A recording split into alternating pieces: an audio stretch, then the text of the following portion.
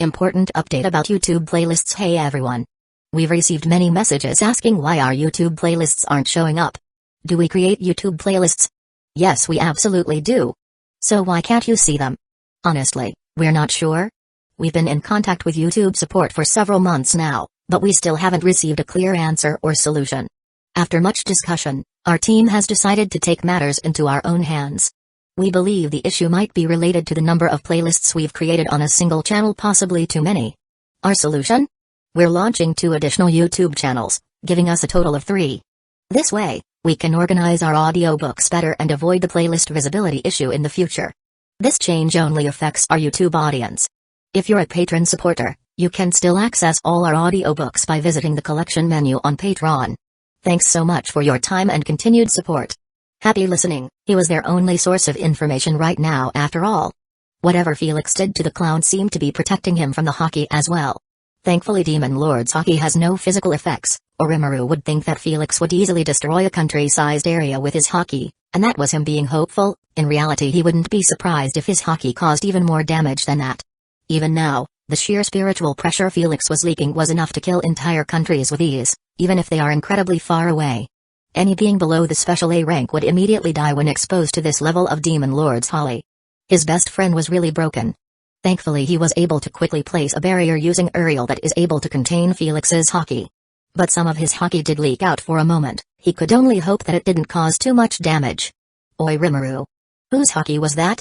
It felt as strong as my sister's hockey. He heard Veldor's voice sound out in his head. Your sister's? That was Felix. Gaha, then as expected of him. To think Felix's hockey was that strong, to be comparable to Veldora's siblings who even Veldora was terrified of. He took a deep breath. He needed to focus on the current events. He can consider what effects Felix's hockey had on the surrounding area later. Raphael, do you know what just happened? Unknown. Situation is abnormal. No information can be obtained other than that the individual Chloe Aubert emanated a mysterious form of energy before disappearing. Damn it. Even Raphael was stumped. Luminous Valentine, Luminous made her way to her hidden sanctum which only her closest subordinates knew about. She needed some time to think and ponder on everything she had learned recently. She had only left Tempest hours ago. She felt she had seen more than enough. She stayed for the main portion of the festival at the very least. The continuing days were just going to be repeats of everything that occurred earlier on in the festival. She had made sure to check on the church branch that was in Tempest. Everything was up to her standards, and she had some of Hinata's best subordinates staying there. Each member of the 10 great saints had the potential to awaken and become a saint. 2 of them already had awakened, Hinata and Ser. She was quite surprised by everything she had learned from her visit to Tempest. The sheer technological advancements that Tempest had made in such a short period of time was incredible. Even the musical advancements they made were incredibly impressive. There were many vampires who enjoyed music, her included. The issue was that with immortality came a halt of progress. Practically no progress has been made in the last 500 years when it comes to music. No new innovation, no new inspiration, nothing. She was quite put off by it but didn't push as inspiration and improvement is not something that can usually be forced, at least not for truly good things. But once she had attended the concert in Tempest her mind was blown. She would need to get Rimuru to have some of his musicians come and teach her own. Then there was the bigger issue to consider. The timeline seemed to be mostly intact. It seemed Chloe and Hinata's efforts were not in vain. She even left her seclusion to meet this mysterious slime and demon that Chloe and Hinata would go on and on about, much to her annoyance. Both were incredibly annoying, Felix more than Rimuru, but in the end she was thankful for them, as without those 2 she would not have met either of her friends. They both had important roles to play in those 2's lives after all. She even initially formed the Western Holy Church to give the future Hinata a place to come to. Luminous had come out of her centuries-long isolation and attended the Walpurgis just to finally meet those 2 and gain some sort of understanding about them. Both of them were incredibly powerful, far more powerful than a mere slime and a demon like Felix had any right to be. Each was an awakened demon lord that even she was unable to see through. She was millennia old and yet she would have to take them extremely seriously should a fight happen, or else she would die. Her first meeting with Granoa was quite the odd one. When Chloe claimed to be from the future, Luminous was originally quite skeptical. But she had won her trust when she had predicted Veldor's attack, though she still lost her most beloved palace knight Rose to the evil lizard. She understood why neither Chloe nor Hinata had helped her fight the true dragon off back then. They were adamant of keeping things exactly the same so that they would return to the same future they left. She slowly made her way to the deepest level of her sanctum, where no one but her and her closest subordinates were allowed. Even Hinata was unaware of what lay within, though Luminous could tell Hinata was suspicious. She slowly stripped herself bare of her clothing and walked towards the beautiful figure frozen in the holy Arkansas. An enchanting smile hung on her face as she observed the nude figure within. She had spent countless hours just watching and caressing the coffin, even ignoring the severe burns that she would acquire. The coffin was created through pure spiritron manipulation. It was infused with so much holy power that even an awakened demon lord like her was still burned to the touch. Even with her full power she was incapable of breaching the coffin forcefully. Soon you will be free," she said as she began rubbing herself across the coffin. Her ministrations were stopped all of a sudden when she felt something from her soul connection with Hinata. Luminous gaze immediately snapped in the direction of the great Jura forest. Hinata? Those two had never informed her about the future in too much detail, too worried about her causing changes by accident. They never told her when they would go to the past, nor how they would go to the past. Luminous knew something had to have happened for Hinata's soul to dwell within Chloe. She just hoped she was wrong. Damn it. What has that slime and demon been doing? She quickly snapped her fingers, causing her normal royal garbs to appear on her. Louis. Gunter. She called. Louis and Gunter were the only two who knew about this location and just who was sealed in the coffin. Her two most loyal and powerful subordinates. Especially now that Roy's power had rejoined with his twin, Louis was a force to be reckoned with. "Yes, my lady?" came Gunter, with Louis following close behind. "Come, we will be leaving. It seems our dear Hinata has had some complications." Over time a bond between her and Hinata had formed, and while weak it allowed them both to get subtle feelings from the other. In fact, she was fairly certain Hinata knew of her attraction to her. Luminous already knew what had most likely happened, though she hoped she was wrong. She did not know what she would do if Hinata was truly dead. "Felix. Could you please control your hockey? I'm not sure how much longer I can contain it." I sighed and forcefully calmed myself down. Hinata was not technically dead. I forcefully reined in my demon lord's hockey and got it under control. Some skills react intensely to emotional stimuli. Hockey especially reacts to emotional stimuli. I heard Rimuru give off a loud sigh once my hockey was no longer pressuring him. "Sorry about that." "It's fine, Felix, I can understand why that happened," said Rimuru. "Fuck. I hate time bullshit." Still, my shoulders sagged hearing Odin. If Hinata's soul is tagging along with Chloe as a passenger, then that means Hinata was still technically alive, if only as a passenger of Chloe's. I have no clue what sort of effects binding oneself to a unique skill could have. The closest approximation to that would be the Sen series. Each of them sort of have wills of their own. But even then Hinata's current situation is different.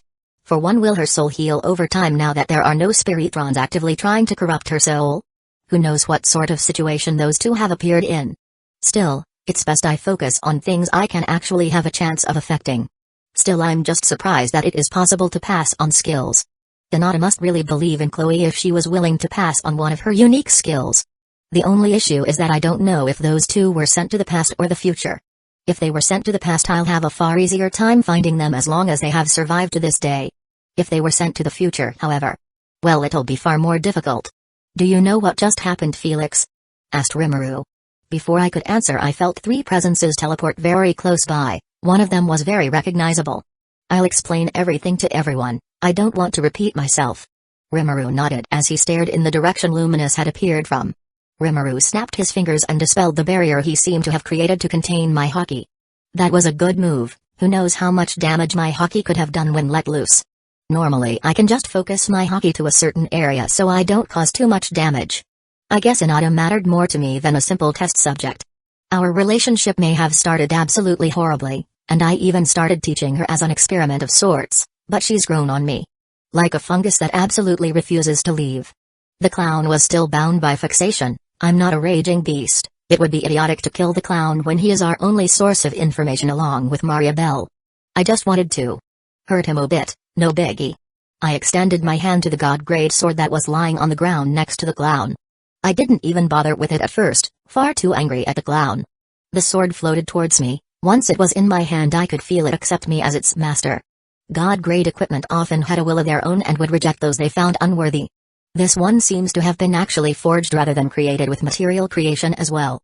Not just anyone can afford to just hand out this kind of weapon to a subordinate. I have no doubt that the clown was just loaned this weapon. I'm sure there is someone pulling his strings in the background. There is no way it is a coincidence that Hinata was attacked at the same time Tempest was. No, this was planned. Notice. It has been detected that the sword has the anti-skill attribute. What?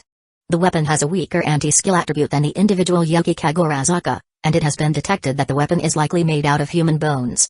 The body often reflects the spirit, and so the anti-skill attribute was somewhat engraved onto Ecchi's physical body. The weapon is capable of cutting through any emission attack from magic or unique skills, however it will have a harder time dealing with an ultimate skill, but it is still possible. I could feel my fists clenching. I was no fool. A weapon made out of human bones with the anti-skill attribute, something that is imbued within Ecchi's spiritual constitution. No, I could reach the most likely conclusion quite easily. Ecchi is involved in this somehow. How many others were there with anti-skill after all? I had the dungeon try and analyze him, but I didn't get much new data. I already knew about anti-skill, and Small World was never meant to gather data on what skills someone has by deep diving into someone's soul. Perhaps if Ecchi demonstrated his unique skill that would be different, but he didn't do that is still a mystery. Either way, even if he wasn't involved in Sako's death, which is highly unlikely with all this information, he will still cease to exist for this, his soul and all. Looking back at everything, it does make sense. Footman and Tyr said themselves that they were mercenaries. They were hoping to deal with me so that Tempest would have less protection at the time. Shortly after that, Tempest was attacked. And then another similarly dressed clown is once again involved in some sort of plot? If they were hired by Ecchi, or maybe even his subordinates, it would all line up. It's possible that Ecchi incited Clayman as well. I still need more information. I would have to pick Mariabelle's brain later. I'm sure she can be convinced. Felix, are you alright? Asked a concerned Rimuru. I shook my head. I'll tell you later. It's best that we focus on Luminous right now. Ecchi may not know it, but he was living on borrowed time. Damn it. What has happened to Hinata? I turned towards the voice. Luminous had arrived along with two of her subordinates. One was someone I knew of, Louis the Pope of Luminism. While the other was dressed in a suit and tie, he dressed fairly similarly to Sukuna and Diablo. I think it would be a fair assumption to think he is Luminous' butler. Both were fairly strong too. Both of their existence points are at around 1 million. They were about as strong as an awakened demon lord and a saint. Quite the impressive subordinates Luminous has acquired under her. Both are vampires as well. Luminous' gaze snapped to me and then to Rimuru. She quickly stood by my side. What happened? She asked. She was attacked. I responded. Of course I can see that. But how did this happen? With all of your powerful subordinates, with all of your so-called security? Demanded Luminous. Rimuru is the one that answered her this time. Tempest was attacked, while my subordinates and I were handling that. Someone managed to infiltrate and teleport Hinata and Chloe to a discreet battlefield that was prepared beforehand. The barrier helped isolate any sign of the fight, making it hard to send help. Chloe? Shouted Luminous. Rimuru looked at her with confusion. Yes. Luminous sighed aggressively. I see. Damn it. There really was nothing that could have been done? Luminous seems awfully accepting. I would have imagined she would have declared war or something for Hinata dying in Rimuru's territory when she is basically a foreign dignitary. Though I could tell from her clenched fists that internally Luminous was raging. Damn it, I have to try something. Luminous said as she raised her hands and aimed them towards Hinata's body. Luminous cast all sorts of holy spells, resulting in Hinata's body being healed back to peak perfect condition. Even the miracle class holy magic wasn't working, which was what I expected. Hinata's issue wasn't her body, it was her soul. Luminous even casted a resurrection spell which practically evaporated midair. She hasn't been gone for long. Why isn't it? Hinata's body may have been present, but her soul was no longer present. Damn it. Luminous' gaze immediately snapped to the clown still frozen in my fixation. He is the one responsible, is he not? Questioned Luminous. I sighed but nodded. Don't do anything drastic, Luminous. I told Luminous. Luminous ignored my words and approached the clown, her demon lord's hockey focusing on the clown. Of course the clown was immobile, he could not do anything to defend himself. Just before Luminous was about to touch the clown, and likely drain him of his vitality, I appeared and grabbed her arm. Both of her subordinates appeared next to me to defend their mistress. I just ignored their attacks and let Infinity deal with them. I wouldn't blame Luminous for acting out a bit, she did just lose someone close to her. Don't do that, Luminous. He is one of our only sources of information right now. And besides, Hinata is not gone. If I didn't know that there was a chance to meet Hinata again, I don't know what my emotional state would be like. I would probably be just like Luminous, wanting to get my revenge on the clown. Now I can think things through more rationally. I know she is not gone. What? How could Luminous know that? Unless, Luminous Valentine, as Felix held her arm, preventing her from draining the clown's vitality. She thought back on everything. Luminous felt powerless, Her beloved Hinata lay dead, and she was unable to do anything. For all her power, all her status, she was helpless. The only moment comparable was being helpless to defend her old kingdom when Veldora went and destroyed it. No matter how hard she tried to distract the true dragon, he had just brushed her off, as if she were a bug. That day is when she truly understood how powerless she was in front of the truly mighty. She had never felt as helpless as she had back then, until now. Confirmed. Condition satisfied. The unique skill, Lust, has evolved into the ultimate skill, Asmodeus, Lord of Lust. Once the voice of the world's voice resounded in her ears, she could feel her power soar to new heights. Heights she couldn't have even dreamed of previously. She could feel a new power forming in the core of her being. Is this the power that individuals like Guy Crimson and the True Dragons have? Is this how they maintain their superiority? She felt like a true goddess. Could this be enough? Could this revive Hinata? She knew it was a fruitless endeavor, but she had to try. She noticed Felix had loosened his grip on her arm and was looking at her with surprise. "So you got one too now, huh?" he muttered. She looked to Louis and Gunther. "That is enough, you two. You two are incapable of harming someone on Felix's level, so stop trying." Both of them stopped sending fruitless attacks Felix's way. That stupid barrier of his wouldn't even let their attacks hit him. With her new ultimate skill, she could command the passage of life and death as well as view and manipulate the life force of others. Even the soul was under her dominion. Though her skill was more focused on the aspect of life. Louis and Gunther were each incredibly powerful, but when compared to Rimuru, their life force was practically a small fire, whereas Rimuru's was a blazing sun. And then when comparing Rimuru's to Felix's, the difference was just as vast. Felix was still more powerful than her. Even with her new power, she was still below him. She could feel it. Just how long would she be helpless to those stronger than her? Luminous walked to where Hinata's body lay with Felix following behind her. She raised her hands to the sky, and commanded Hinata's soul to return to her body. The art rebirth utilized one of Asmodeus' sub-skills, life domination, to resurrect the dead. She waited, and waited, and waited. Nothing happened. She felt a hand on her shoulder. "There is no point, Luminous, you should know that," said Felix. She knew that. Hinata's soul was gone now. Hinata was in the past now. But still, hearing Felix, she snapped. "Then what is the point? This new power of mine was not useful when it was needed most. Then why did I acquire this power in the first place?" She yelled, her heterochromatic red and blue eyes glowing in anger and despair. She had no clue if when Cronoa was unsealed, if it would truly be Hinata and Chloe piloting the body, or if it would be the berserker Cronoa. This was her best and only chance at reviving at least Hinata rather than risking it all in a gambit. Now, that was her only choice. "You finally got that off of your chest?" asked Felix with a nonchalant smile. She did not know why he was acting like it was no big deal. As far as he should know, Hinata was dead. The present Hinata had never told her she was learning under Felix, but the one that was sent to the past had told her. Over the centuries they had grown incredibly close, so Luminous knew quite well how Hinata felt about Felix and what they had gotten up to. For Felix to take this all as a joke, it infuriated her. Before she could rip into him, Felix opened his mouth. "Now why don't we talk about how we can save Hinata and Chloe?" "What?" both she and Rimuru said at the same time. Chapter 113, Back to the Past. Part 1. Now, why don't we talk about how we can save Hinata and Chloe? "What?" both Luminous and Rimuru said at the same time. Those subordinates of Luminous finally stopped with their pointless attacks on me. If it was in any other situation, I would have purged them for the slight. They're lucky none of my subordinates were around. Still, to think Luminous would evolve her unique skill, Lust, into an ultimate skill. I got a once-in-a-lifetime chance to observe the change happening in Luminous' soul. The ultimate skill, Asmodeus, Lord of Lust, basically just gave Luminous control over life and death, though it leaned more towards the life aspect. It allowed the user to manipulate the infants of the soul to an extremely high degree. An incredibly powerful ultimate skill. That's another Sin series skill reaching its full potential. It's a shame that Greed will never reach that level, at least not with Mariabelle as its host. I even got to analyze Asmodeus, Lord of Lust, when Luminous tried to use it to resurrect Hinata.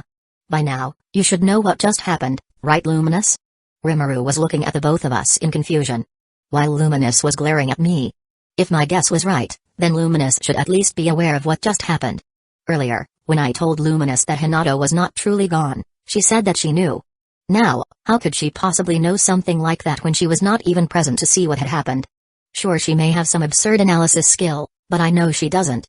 Maybe she recognized the time shenanigans took place here. She is extremely old after all, but even then she would not say what she had with such confidence if she just had a suspicion. No, she knew with complete certainty that Hinata was technically still alive, Or at least she was not dead at the present moment. The only way for her to think that is if she knew what truly happened, that Hinata and Chloe were transported through time. And for Luminous to know, then that means that Chloe and Hinata must have been transported to the past and formed some kind of relationship with Luminous. Still, going by how desperate Luminous was to bring Hinata back, even knowing what truly occurred, tells me that something had happened leaving Hinata's fate uncertain. Luminous' glare finally gave way to annoyance. Fine. I will explain everything to the both of you. Atta girl. Hinata Sakaguchi? Hinata felt extremely groggy, as if she was waking up from a nap that had lasted many years. Her memories flashed, from her happy childhood years to her struggle-filled teenage years. Back when she was just a normal kid who craved their parents' praise, to when she murdered her own father. Her father's company had gone bankrupt, so he went gambling and put their family into debt. Even to this day, she hated that man for breaking up her perfect family. She had always wondered if that sin that she carried was the reason she had never awakened into a true hero. Perhaps she couldn't forgive herself, even if she felt what she had done was justified. Murdering one's own kin was not a light crime. Perhaps that burden would always be carried within her. She knew that even if she returned to her original world, she would not be welcomed, her mother would not greet her with a hug. Perhaps that is why she wanted to pursue justice in this new world. In fact, she had felt that weight in her heart for a long, long time. It wasn't until she met Felix, and by extension, Rimuru, that weight lightened. Perhaps Felix's company had lightened that weight. At first, she saw him as a simple means to an end. She would have to be a fool not to accept the no-strings-attached offer that Felix had given her. Training from a demon lord was something many Madan would do anything for. Even some humans would desperately seek such a thing.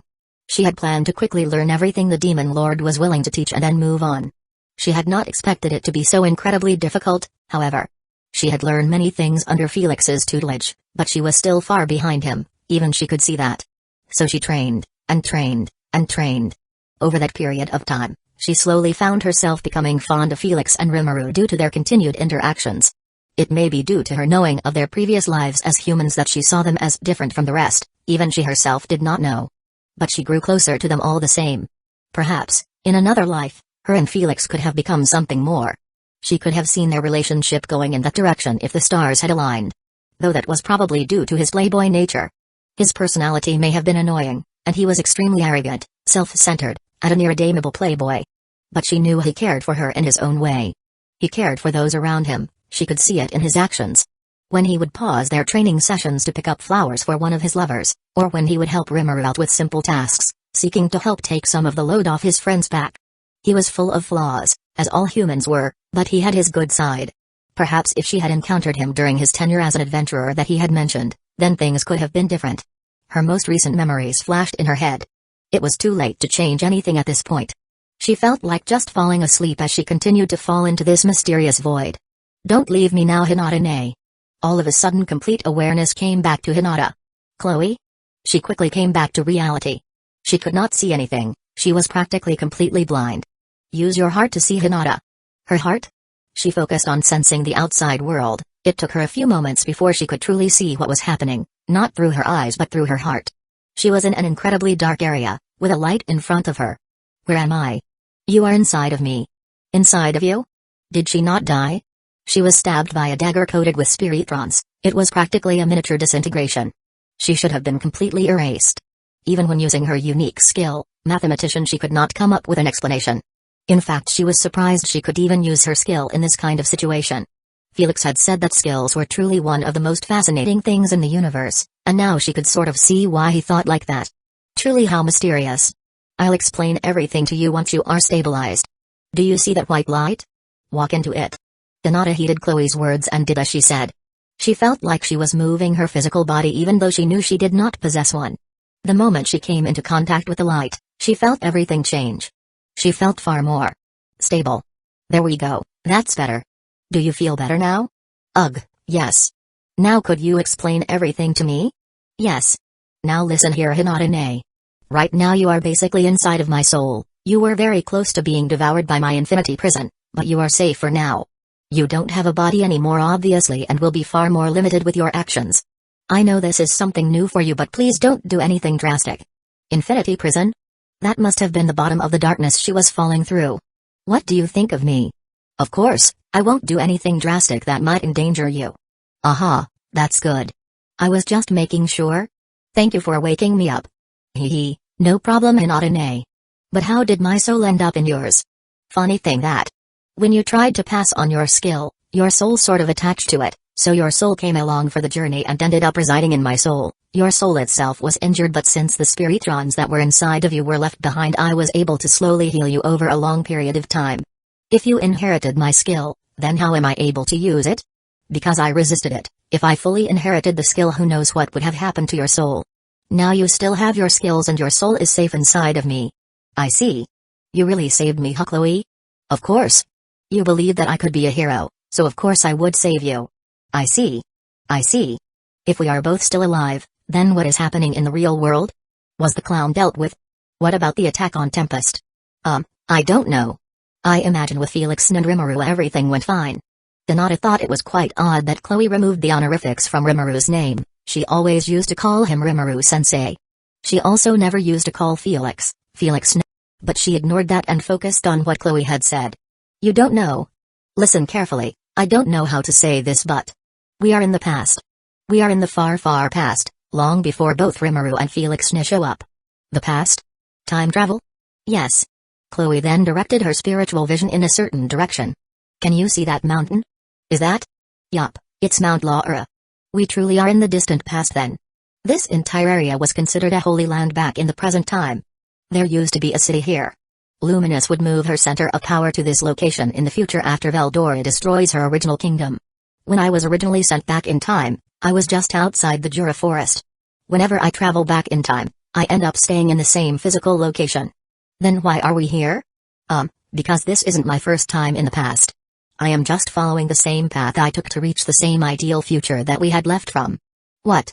When Rimuru took us to the dwelling of the spirits to contract with elementals to save our lives, I awakened my innate power of time traveler. The elemental that blessed me was no normal spirit, it was my power from the future. I can't consciously activate time traveler either, as some sort of condition needs to be fulfilled for it to be used. I think I keep failing in the future, so my power keeps coming back to me in the past. So you've had your memories this whole time? Normally no. I usually only regain my memories when I am sent back in time.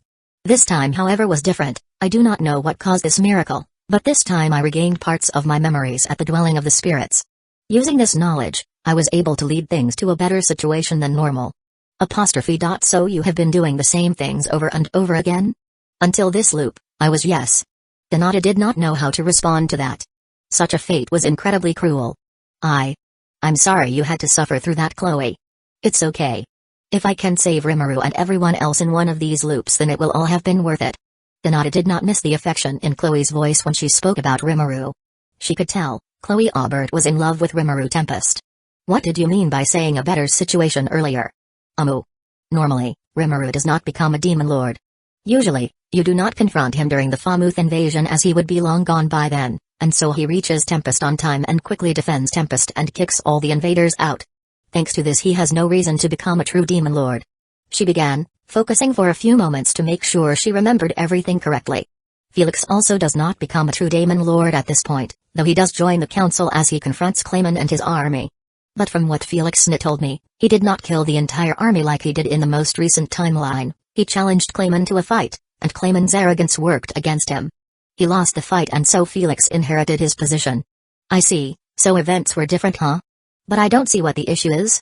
Since Chloe had been continuing to try and change things, and the only future that she was happy with was the one where Rimuru and Felix became true demon lords, then something must have gone differently later on. Rimuru would save Tempest and slowly build relations with the rest of the world. Even you, Hinata, would become one of his allies later on. You and Felix had a weird relationship too. You seemed awfully close. Weird relationship? Yes. Rimuru kept calling Felix a lucky bastard for scoring a beauty like you or something, so maybe you two were together in that timeline?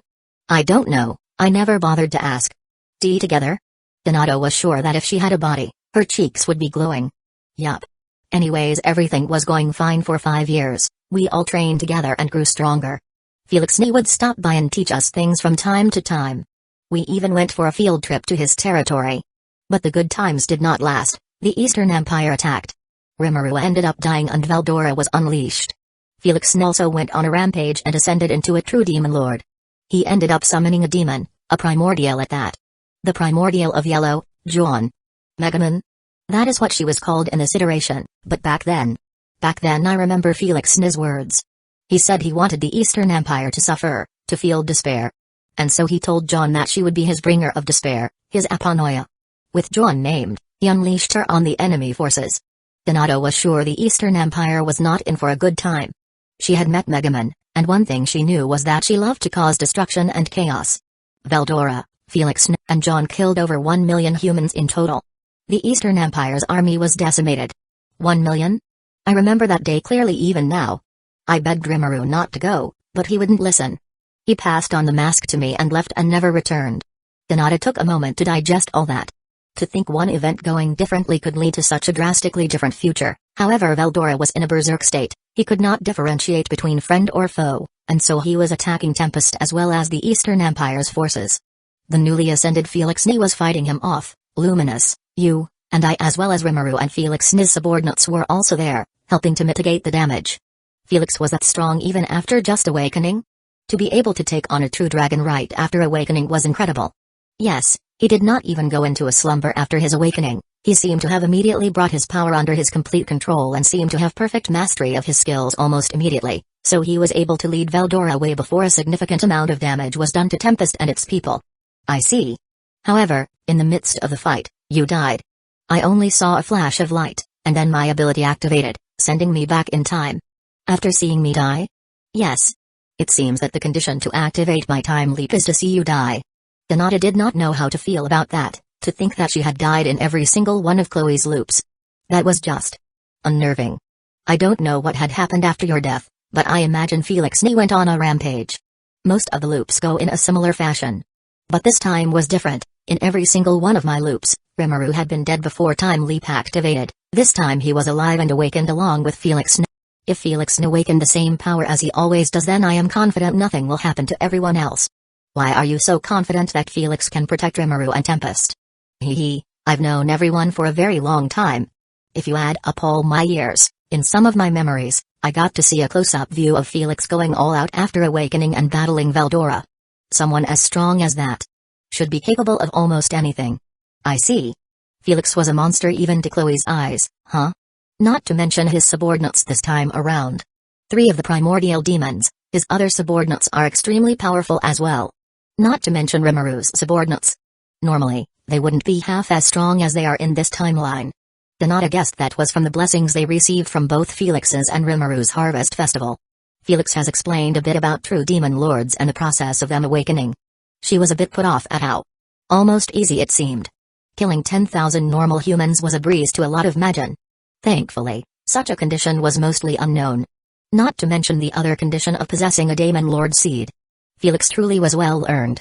Still, for some reason, Felix seemed confident that even if it was well known everything would be fine. He had said that the Demon Lord Guy Crimson would take care of it. Hinata did not know why that demon would do such a thing, but she understood that Felix knew something that she did not. There is one thing that's bugging me is, how did Felix and Rimuru become true demon lords in the timeline if Rimuru usually makes it back in time to defend Tempest? That was because of me. Because I had regained some of my memories ahead of time, I felt sudden urges when I had to change something. At the time I didn't know what these urges were trying to do, but I trusted my instincts. I made sure to stall Rimuru enough so that you would encounter him. He even gave me the mask back then. Hinata did not know what to think about that. Chloe had knowingly or perhaps unknowingly caused many deaths in Tempest. Sure, she may have known that Rimuru would do something to bring them back, but still. A woman in love was a dangerous thing. She was sure that the constant time leaps had a part to play. Any human would become more and more desperate in her situation. In fact, she might have done similar to Chloe. After all, she could just retry if things didn't work out, so Hinata did not blame her for her actions. In fact, Hinata could not even treat Chloe as the same innocent child as before. She had to have been far older than she looked at this point, at least mentally. Because of that, you were able to stall him long enough for the damage to have already been done. So he went ahead and ascended into a true demon lord along with Felix to bring everyone who had died back. And so both Felix and Rimuru grew in power a tremendous amount sooner than they have before? Yes. The future that we just came from seems to be the best one so far. If we can return back to that future, then maybe we can finally win this time. Maybe we can find out who killed you and Rimuru. Everyone will still be alive and safe. We would have an actual chance. Indeed, when compared to all these other timelines you have mentioned, The most recent one seems to be the ideal one. Yes, we must reach that future. Very well then, you can count on my help then. I made my way to the clown that was still stuck in my fixation. Once I was standing in front of him, I grabbed him by the throat once again and I dispelled my fixation. He immediately started pointlessly struggling. I don't understand why you continued to struggle. Your magic circuits are crippled, and I have you at my mercy. My words only made the clown angrier and struggle harder. Now, I'll deal with you later. Sit tight. And with that, I stored him in my infinity space, particularly in the prison area of my infinity space. With it being basically infinitely large as well as my complete control of the chaos world, I could create practically any sort of environment in there. The prison of my infinity space in particular was surrounded in darkness, pure emptiness where no one but me and those I allowed could move. They still had their own thoughts, but they could not do anything except stare into the void and contemplate. The clown and Maria Belle can keep each other company there. Then clown will be safe for now. We can interrogate him later. I told the group. Perhaps greed would be useful for that endeavor. That clown is the one that killed Roy. His crimes are many. I snorted at that. Well, get in line. It seems we all have a bone to pick with this guy. So it seems, said Luminous, seemingly giving in, though I could tell she was angry at her position.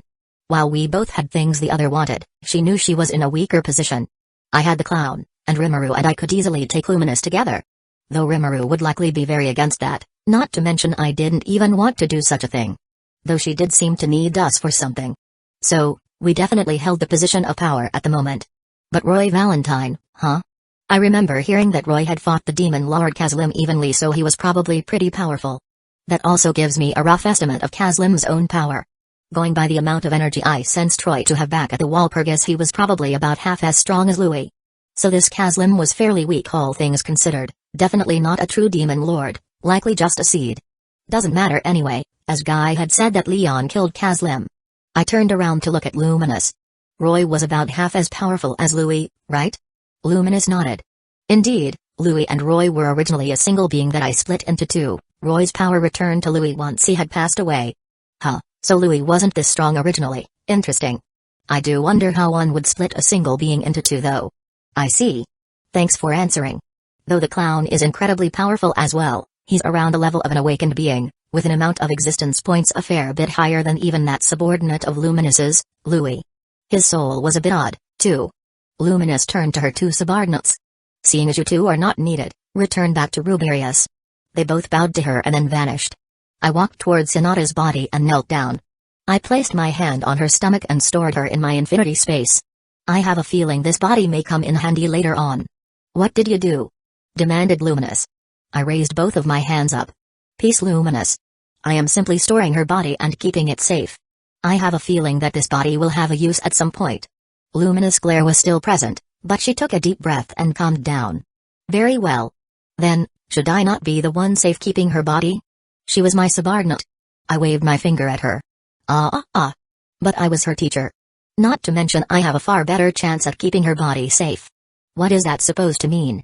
It means that in case whoever is behind this sends someone to retrieve the body, they will have a harder time getting it from me than they will you. I stored her body in another dimension, after all. Not to mention leaving it with you as the predictable option. We will talk about this again after I have explained everything, said Luminous. Alright. Well then? Will we be standing around all day? Questioned Luminous. I held my hand out, the god-grade rapier I made for Hinata floated into my hand, at which point I stored it in my infinity space. I'll teleport us back to Tempest, said Rimuru. And with that our group vanished and appeared in Tempest. I looked around to see where exactly in Tempest we were. It looks like we were transported to one of the safe houses. Sensei. Rimuru and I turned towards the voice. Kenya. I'm glad to see you all are fine, said Rimuru. Where is Chloe? Asked Alice. Rimuru gave them a fragile smile. Well, she's going to be gone for a little while. We need to figure out what happened to her. I could see tears beginning to form in some of the kids' eyes. I sighed. She isn't dead. She was just transported somewhere for her own grand adventure. Heroes will never have an easy time, but trust in your friend to make it back okay. Ugh, who knew I'd have to be the one giving them a pep talk? Rimuru sent me a grateful smile. Chloe? A hero? Shouted Rita. Keep your voice down, said Rimuru. Ryota nervously rubbed the back of his head. Oops. Now we need to go talk about something important, Make sure to be obedient. Rimuru then turned to the female hobgoblin who was in charge of their class. Could you make sure they don't get into any trouble? Yes, Lord Rimuru. She responded. Rimuru then turned to Benimaru, who seemed to be the one protecting this safe house. The attackers seemed to all be dealt with, so he probably had some free time. Benimaru. Benimaru kneeled in front of Rimuru. Lord Rimuru. You did a good job today. Thank you for keeping the kids safe. It was my duty, my lord. Still, thank you. Everyone will be rewarded once everything is sorted out. Now Luminous, Felix and I are going to be having a meeting. Can you make sure everything stays in order? Yes, my lord. Responded Benimaru. I should probably check in with my subordinates. I just arrived back in Tempest. Is everything going okay? I asked. Ah, my lord. It pleases me to hear you in good health. Said Arcuade. Hee, of course, our master would easily be able to deal with any threat. Ah. I did good today, master. Can I be rewarded? Of course, that is what Lalatina focuses on. Ooh, I felt a super strong aura earlier. Could you tell me about it, Lord Felix? Asked Megaman. I'll tell you later, Megaman. And yes, Lalatina, everyone did well today, so I will reward everyone. Now, how should I even reward them? I already gave them weapons. I'll have to think about that later. I have fulfilled my duties, master. Said my adorable dragon maid. Humphrey. As expected of Felix Sama. No way any of those weaklings could pose a problem for him. Said Zuko. Ah, I truly have a team of glazers. I seriously need to make sure I don't get into my own head with subordinates like these. I have completed my duties as well, Lord Felix. Though I wish I was powerful enough to have been of assistance to you when you had gone to deal with the Chaos Dragon. You should not need to lower yourself to deal with such a bug. I will be increasing my training. Said Sukuna. Glenda and I were able to protect some people. Good job, Ingvald, I responded. Ingvald really was a cinnamon roll. What about Adra and Zonda? I asked. Zonda was going around healing others while Adra was dealing with stronger foes that some of Lord Rimuru's subordinates could not defeat. Responded Arcuade. I see. I'll have to praise them as well, then. Anyways, I'll be in a meeting. I'm not sure how long it will last, so just head back to my residence. Very well, my lord. With that, I cut off the thought communication. Rimuru seemed to have just finished his conversation with Benimaru. Rimuru turned to look at Luminous and then at me. Alright, are you two ready? We both nodded and followed Rimuru as he led us to the Chancellor's building, where Rimuru conducted his duties as a ruler. Did anyone die? I asked. Rimuru shook his head. No, thankfully, no one died. Only some had minor injuries, but they were quickly healed. Ah, thanks for lending Zonda to Tempest. He was healing my subordinates' injuries as some of them got a bit wounded from their fights. I waved him off. It's fine. I looked around as we were walking towards the Chancellor's office. Many buildings were destroyed, and the ground was cracked and destroyed in certain areas. It would take some time to rebuild. But I also noticed Majin helping Human, and Human helping Majin. Some were conversing over a drink, while others were joking around with each other. Nothing grows people closer than fighting for your lives, huh? One more thing. Do you know where Yuki is? Rimuru looked at me curiously before a look of realization appeared. You think he is behind this? I nodded. I know he is. Explain everything later, then. I nodded. But Yuki is in one of the safe houses. I just checked. Good, that means that he hasn't caught on yet, or I assume he would be trying to subtly leave Tempest. Excuse me. Do you mean Yuki Kagorazaka? The head of the Free Guild? Asked Luminous. I nodded. The very same. This plot is getting more and more interesting, said Luminous. That's one way to say it. It didn't take us long to arrive at the Chancellor's office. This is a fairly quaint building, commented Luminous. Haha, I know it isn't some grand palace, but I'm fine with this, said Rimuru. Luminous looked at Rimuru weirdly. Very well. It is your reputation, after all. Rimuru ignored her comment and led us towards the meeting room. Once we were inside, we all took our seats. Rimuru snapped his fingers and placed a barrier around the room to keep this conversation secret. Luminous looked at the both of us. Now, have you ever heard of the name? Krenoa, Hinata Sakaguchi? They had decided that their first stop would be visiting Luminous. It seems Luminous always had a part to play in Chloe's previous loops. They did not have many potential allies in this era, none of her subordinates were around at this point, and none of the demon lords would lend a hand except for perhaps Milim Nava and Ranmaris. But she did not know how to convince them of anything. She did not have any sort of close relationship with those two, rather Felix was the one who was close to them. She did not think she was capable of persuading them, besides Chloe almost never encountered those two this early on. If they were trying to make sure they arrived in the same future they left, they would have to make sure they did not do anything out of the ordinary. They had to take action similar to what Chloe always did. It was a bit suffocating, knowing they had some of their freedom taken, to be restricted to a few choices. But they would have to deal with it.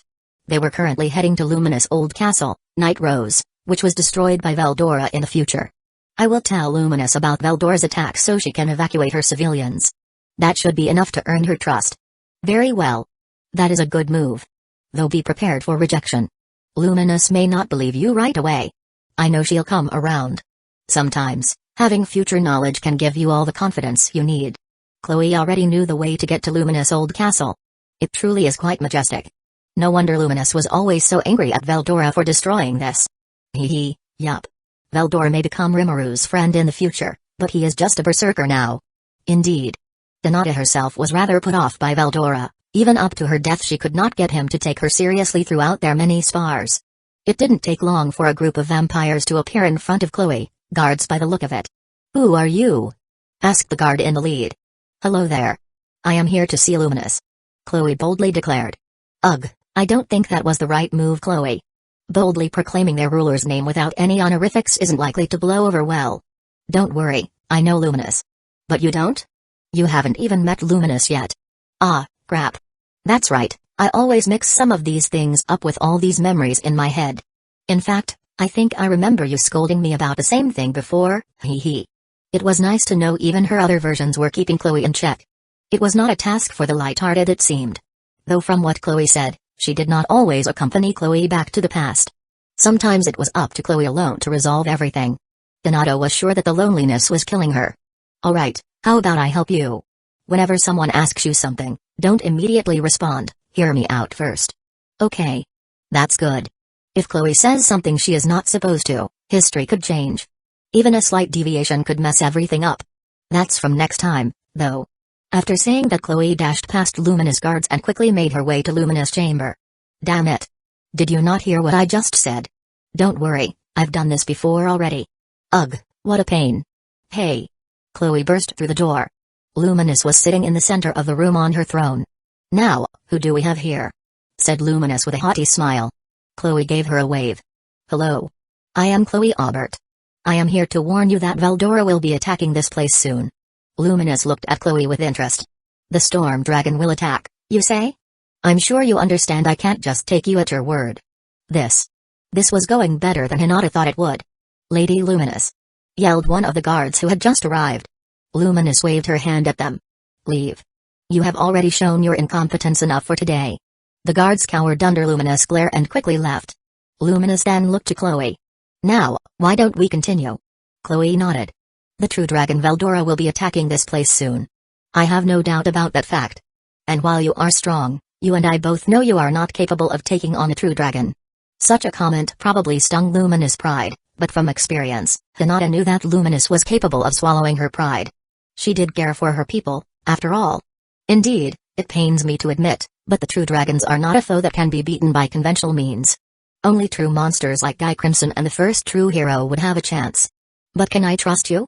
Okay, now what do you think I should say? Now you ask me? Well, give me a moment." Hinata then used her unique skill, mathematician, to analyze Luminous as best as she could. She drew on Chloe's own power to help give her the power she needed to do such a thing. She knew what year it was thanks to Chloe's information, so she was able to roughly calculate when Veldora would attack. "You can tell her when Veldora will arrive. Once that happens we will have won some trust with Luminous." Chloe internally agreed with her and then looked at Luminous confidently. "At the earliest, he will arrive within a week, at the longest, in a couple of months." Luminous sighed. "Very well. I will allow you to stay within my palace, should your words prove false though."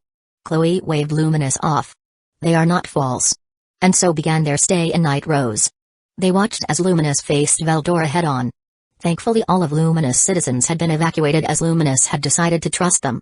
Luminous was putting up a good fight, but in the end the result was already determined the moment the fight started. Even though this Veldora lacked all the skill he would acquire later on, he was still a true dragon, an unbeatable enemy for all but a few. Luminous was not part of that few, not yet. It's sad that we can't help her. Indeed, but it is how things must go. Luminous must fail here if we are to return back to our future. We must repeat the same things you did the last time, no matter what your other memories say. Perhaps it would be a good idea to share some of the future with Luminous to win her trust. Of course, nothing that could cause something to change. There were many things Luminous should not know about. If she knew of Gran's betrayal, she would kill him long before he had played his part. She may look for her or Chloe ahead of time to take them under her wing. In this scenario, while there weren't too many casualties, Night Rose was still destroyed, aligning with Hinata's own memories. This was just one step in the right direction. You are from the future, you said, Chloe? Since Chloe was right about Veldor's attack, she had won Luminous' trust, which thankfully made a lot of things easier. Chloe nodded in response to Luminous. Yup. Hinata and I both. By now Luminous knew of both individuals inhabiting a single body. Hinata had multiple opportunities to talk to Luminous as Chloe was able to pass on control of her body. I see, and you said this is not your first time in the past? Asked Luminous. Nope, but hopefully, it will be my last. I see. What do you plan to do now that you are in the past? Do you plan to change things for your benefit? Chloe shook her head. No, Hinata and I both want to make sure that we return to the same future we left from. It is the best one by far. The best future. Would you mind telling me about it? Chloe nodded eagerly.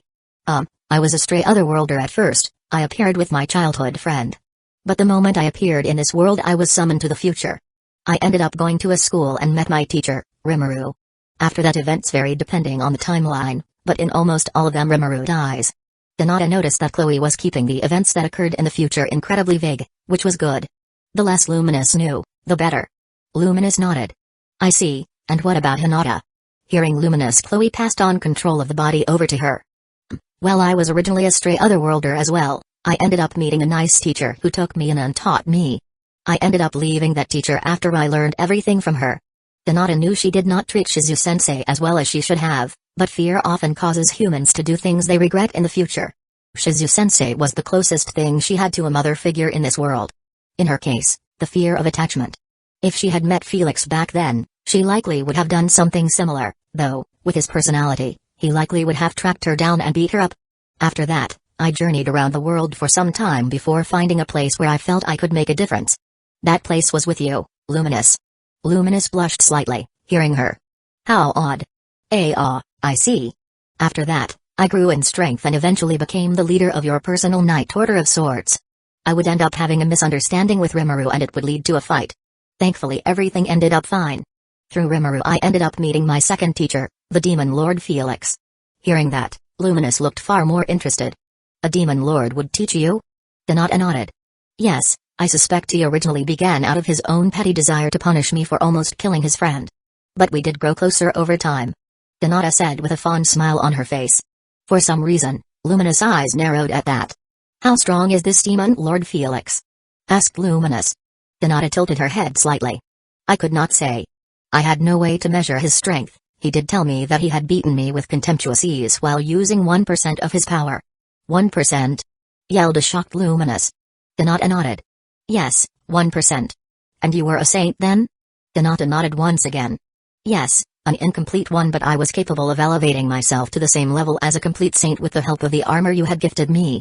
The one this body is wearing now. Luminous nodded. He must be incredibly powerful then. He was, even you had recognized him. He also seemed to have the approval of Guy Crimson. Luminous' eyes widened. Even Guy? Indeed. I also witnessed him sparring with Veldora, one in which Veldora had to take him seriously and even then wasn't able to push Felix back at all. I do not know how the fight would have ended as Rimuru stopped them in the midst of it. For some reason Hinata felt satisfied at seeing the shock on Luminous' face.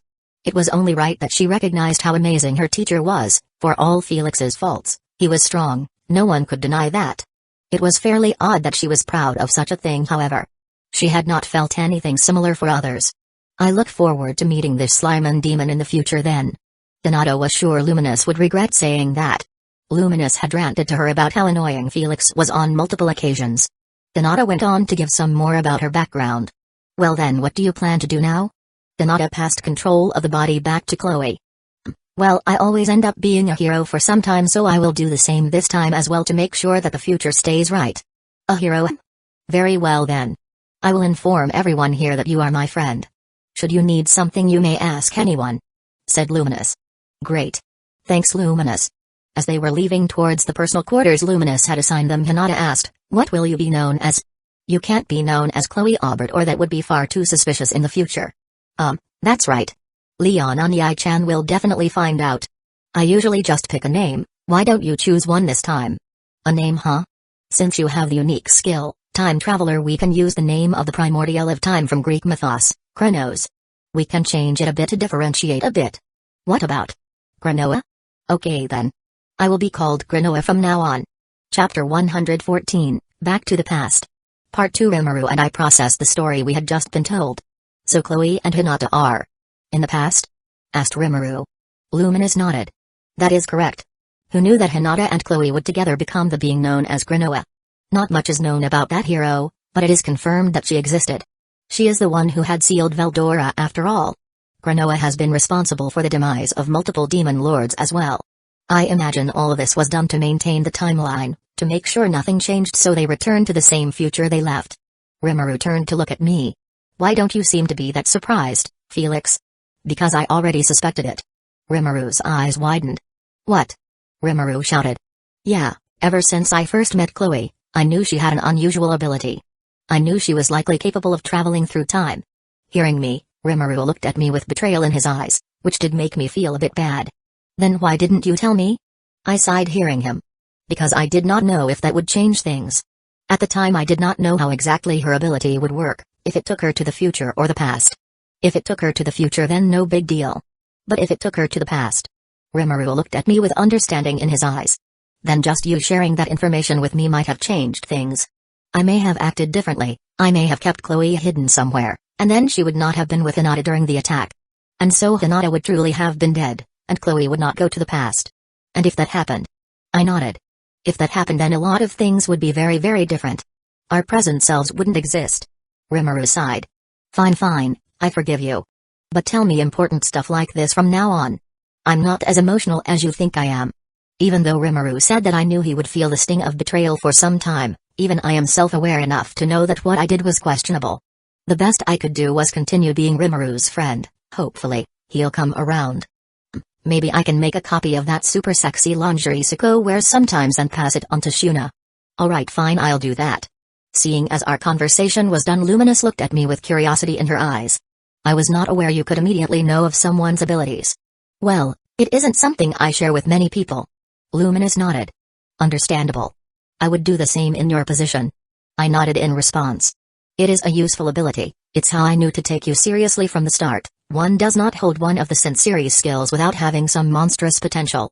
Luminous' eyes narrowed once she heard me. Even Mariabelle had that potential if she had the time to grow. A single Sin series skill was just that monstrous, the same with the Virtue series skills. And that was true. There was Rimuru himself who had gluttony. Milim I assume had wrath, and then Luminous who is a true ancestor herself with lust. Of course, Mariabelle has greed. That leaves pride, envy, and sloth missing. I'm not sure what it says about Rimuru that he has 2 Virtue series skills and a single Sin series. Dude is certifiably broken. Well, even I awakened Uriel before it evolved into Ouroboros. I assume that is fairly uncommon for a demonic aligned being like myself. I'll just chalk it up to my previous 2 lives as a human having some influence. I didn't know Luminous had that skill. I rolled my eyes hearing Rimuru. I'm honestly surprised that he even knows what a Sin series skill is. He can be clueless about things that he has no right being clueless about. In fact, he didn't even know who or what Diablo was until I brought it up.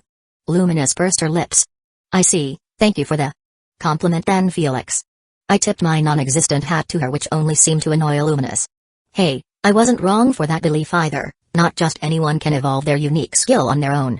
I had the assistance of Odin while Rimuru had the assistance of Raphael. I imagine it is normally far more difficult to acquire an ultimate skill. There is a reason it took over 1,000 years for Luminous to gain an ultimate skill. She needed an appropriate stimulus as well as sufficient willpower. Willpower truly separates the weak from the strong in this world." Luminous sighed hearing me. "Of course, you know about that." I rolled my eyes at her. "Practically anyone can tell something happened to you just by a quick glance." I pointed to Rimuru. "Only this guy is dense enough not to notice." "Hey." I ignored Rimuru's shout and continued. "Though do be careful of Guy. Once he realizes your skill has evolved, he may become more interested in you. Guy becoming interested in someone is normally enough to terrify someone. His reputation is well earned after all." Guy's standard for determining if someone is worth his time is based on if they have an ultimate skill. If you don't have one, you don't matter in his eyes. Luminous cringed slightly. I see. Thank you for the warning, Felix. It's no problem, Luminous. Hey, I scored some affection points. The moment I finished those thoughts, Luminous' eyes narrowed. Whatever asinine thought you are having, cease thinking it. I pointed to Luminous, shocked. Is this the dreaded woman's intuition? Before Luminous could retort, Rimuru interrupted with some exasperation. Guys, can we please stay on topic? Worried teacher here. In fact, you should be taking this more seriously, Felix. I probably would if I hadn't heard what Odin had to say, as well as Luminous. But with both of their words, I was fairly confident that things weren't as dire as they could have been. We got lucky this time, but it served as a wake-up call. I'll have to up Hinata's training when I see her again. No student of mine will get beat by a mere base-level awakened Demon Lord opponent. Laplace's EP wasn't all that much greater than Hinata's, but Hinata still lost, likely due to Laplace simply outskilling her. Hinata was a genius, but she wasn't the best out there at this point. Well, maybe that standard is a bit too high. Well, Hinata can worry about that later. She'll basically have her entire life ahead of her, after all. Admittedly, it was a bad matchup in the first place. The clown likely had a good idea of Hinata's abilities while she knew nothing. I'm sure she was protecting Chloe in the midst of the battle too. Not to mention the clown's unique skills were impressive. Seer as well as Falsifier made for a deadly combo. Hell, Falsifier basically let the clown pull an Aizen. Now that I know Hinata and Chloe are safe, I can relax a little bit. I'll trust in Luminous. I'm sure she would have told us if there is something urgent we need to do. Luminous nodded in response. He is correct, Rimuru. We have some time. But I do believe we have veered off topic. Let us continue with our previous topic. Before that, I have a question. So if Hinata and Chloe are in the past, then why aren't they here right now? Wouldn't their loop be completed the moment present Hinata and Chloe had gone to the past? Asked Rimuru. Luminous sighed, a faint smile appearing on her lips as she remembered everything. I shall continue my story then. By the end, you shall understand. Cagley was currently in the famed city of El Dorado, Demon Lord Leon Cromwell's territory, more specifically Leon's castle, which was located at the center of El Dorado. As she looked at all of the golden halls, she had to hold back her rage, not letting a single emotion show in her face. At the moment, they were following one of Demon Lord Leon's knights, Claude, as he led them to the throne room. Ecchi had ordered them to politely terminate their business relationship with Leon temporarily as the slime was cracking down on otherworlder summonings. Thankfully, since Rimuru was messing with them, they would be able to try to subtly place Rimuru in Leon's path. The best-case scenario was Leon becoming one of Rimuru's enemies due to Rimuru's wish to stop otherworlder summonings. Anything that can weaken those who would end up being in the way of Ecchi's dream would be a step in the right direction. As Ecchi always said, Rome was not built in a day. His plan required a perfect step-by-step process where their hand is not revealed too early. Besides, it's not like infighting was outlawed among the Demon Lord Council. She knew that firsthand. Guy often looked on with cold amusement whenever a fight broke out among the council. He would barely bat an eye when, by the end of the Walpurgis, they were down a Demon Lord. He was not the only being that was not a true dragon to receive a catastrophe class rating for nothing after all. The Lord of Darkness was the standard for a truly powerful demon, even his kin were wary of him. And practically no one was capable of reaching that standard he had set. That is, until recently, it was not even one of his fellow primordials at that. Cagley shook her head.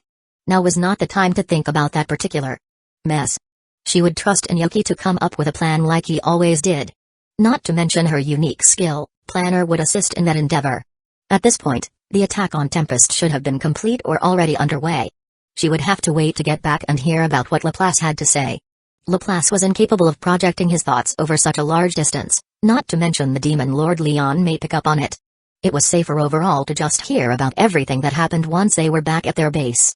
Cagley had to carefully control her expression and body language as she stared up at the figure looking down at them from his golden throne.